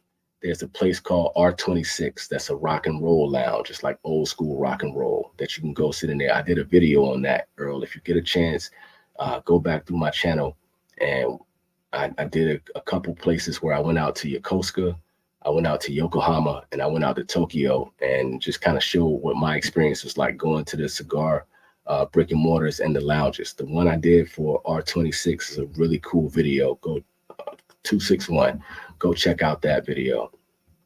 There's a chain of cigar lounges called Le Connoisseur. There's a spot called Carpe Diem, which is really cool. It's really lowly lit. It looks like it does like right now. That's what the atmosphere is like, what you're seeing from me right now. There are a couple more in Tokyo, but the main thing, if you're ever in Tokyo, go to, what was I going to say? If you're ever in Tokyo, shit, I lost my train of thought. Oh, go to Shibuya and Shinjuku. That's where you're going to find the best lounges for cigars. They're all over the place in Tokyo, but Shibuya and Shinjuku is where I had the best time. So if you ever get a chance, Anthony, man, what's happening, man? I'm chilling, having a good cigar, having a good conversation with y'all before I shut this thing down. I said, my bad. I was talking about smoking weed and cigars together. I mean, it would probably be hard to do that in Japan. It actually is extremely hard in Japan. I don't even try because I would ruin my whole time here if I try to do that. And I don't really smoke weed like that no more anyway. So, I'll stick to my cigars. Yeah, man. It's good to see Smiley up in here, man. It's dope. Uh, did I hear you guys talking about Aganorsa having QC issues in a lot in another live? Had an older Sig select Maduro. Oh, signature selection. The old school signature selections are off the hook. That was good, and I wanted to see if I could get more. I have two that are downstairs that I've been aging for a long time. They still have the original bands on them, like that signature selection. Great cigar. But yes, we were talking about just like the quality in general for Aganorsa is not what it used to be. The rare leaf used to be one of the best cigars that was out there, and now it's not nearly as good as it used to be, which is really disappointing. You got like the rare leaf. I don't know what's happening with Aganorsa, man. I don't know what's going on with them, but it's something. Yeah, that used to be my shot, man. But think about it. How often do you see me with Aganorsa now? It's kind of crazy. Like that signature selection was money. I used to love that. The rare leaf I used to dig, man. I used to love Aganorsa, man. But I don't know, man. I don't know what's happening with that brand. It's really disappointing. Just FYI, Japanese women are way calmer than Chinese women. Spent too much time with both. That's mad funny. I can't say I disagree. That's mad funny. I will keep my opinions to myself on that one. But points were made with that. Everyone have a great night. Appreciate it, Mathis. You have a good night, good week too, man. Thank you. Dude, I knew what you meant. Need to get Terrence Riley on the infamous show and ask him. That would be interesting, man.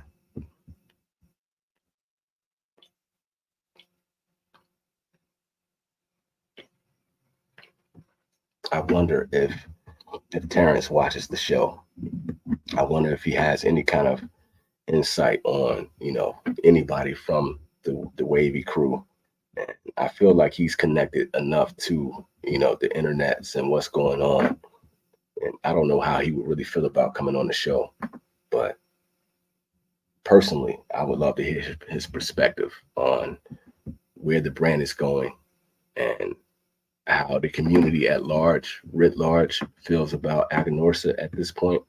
I would love to hear what he's talking about as far as their sales and as far as the impression of, just Aganorsa tobacco in general. Because you think about it, man, Aganorsa was like Placencia. Most of the cigars that you were picking up was either going to be like Placencia tobacco or was going to be Aganorsa tobacco. And that used to be like a badge of honor, for Aganorsa. And I don't feel like it's the same now. I feel like a lot of, companies and a lot of, cigar smokers have drifted away from Aganorsa. And I think it has a lot to do with their marketing, and it has a lot to do with, the evolution of their tobacco. But I don't know. I'm just saying that as a consumer, so I would love to hear what his perspective would be on that. Yeah, bring it up, man. Bring it up because I'm really curious to know what his thoughts are or what his reaction would be. Definitely. Yeah, and it's always good to see Mathis, man. It's always good to see him in the place to be. He said, "Yeah, them Placencia owned it for boutique. Everyone is moving to my father now," which is really interesting, man. Like, just for me, like, I don't know, man. You talk about like the love I had for Aganorsa a few years ago. Even before that, I used to love my father and Don Pepin. I was on the bandwagon. I used to talk about them the way that I, talk about Foundation and uh, Principle and talk about Dumbarton. But to me, I call them armchair cigars. I really feel like, their main profile is going to be like leather and earth. And, there's still some like the Cuban Classic. When you talk about an affordable cigar, I still love the Cuban Classic from Don Pepin. But, it's not too often that I'm going to smoke a Opalencia or a Le Bijou.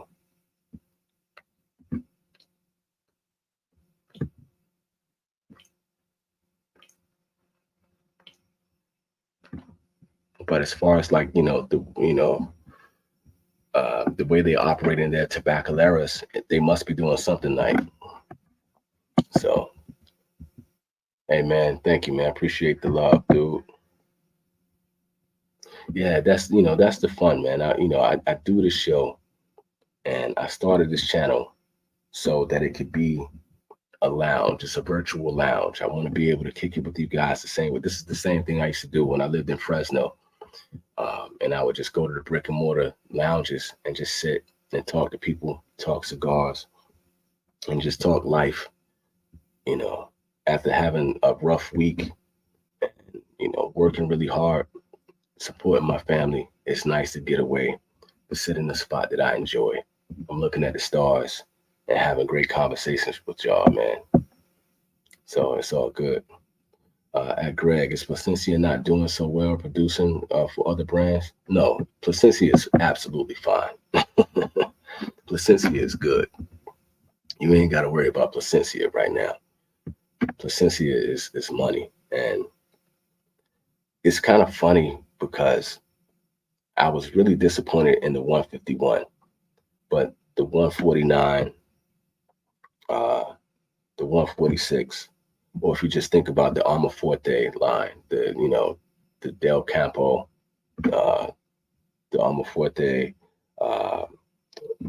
the Del Fuego, those cigars are still really good. I don't feel like they had the same presence that they had before. I don't know if they need to, release something new, but you think about their Colorado, their Maduros, Placencia still makes quality stuff, man. So I think they're absolutely fine. Dude, I can't wait to get to your comment, Greg, before I get up out of here.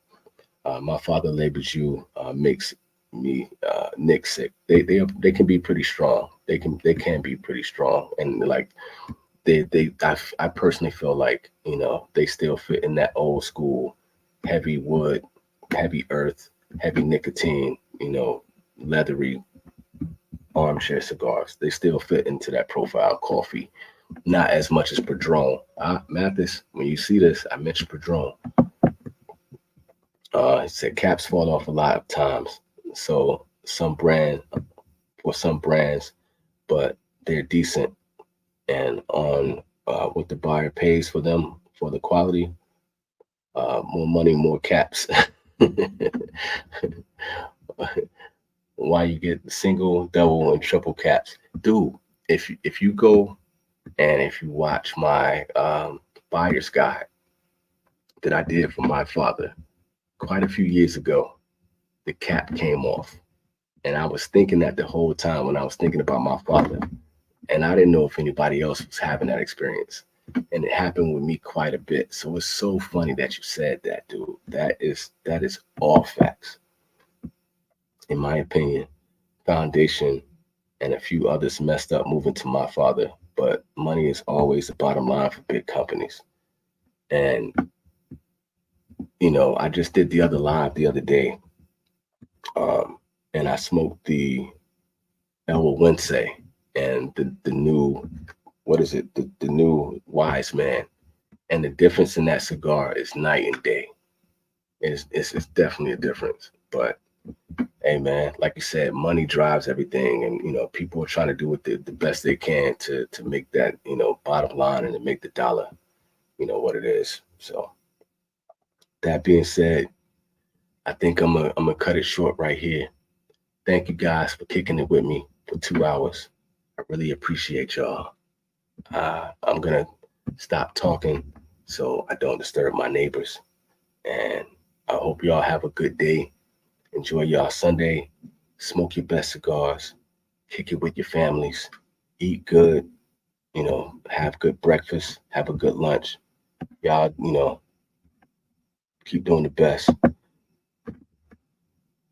Hey, I'm glad I caught you too, man. I'm glad you guys are on. Smiley, shouts out to you. Anthony, shouts out to you. Moses, appreciate y'all. Thank you, everybody that joined in. Scotty, appreciate the love, man. Skinny, what's up in here? Thank you to everybody for joining in. SoCal, I don't know if you're still up in the place to be. Gail, I don't know if you're still in the place to be, but thank all of y'all for joining in, man, and kicking it with your boy for a little while. It means a lot to me every time. I know I end the show this way. It always means a lot. For anybody that's watching the playback, thank you for supporting the Vintage Cigar. Thank you for hanging with me. And y'all take it easy. Oyasumi nasai. Konnichiwa. I'll see y'all matane. Y'all be good. Peace.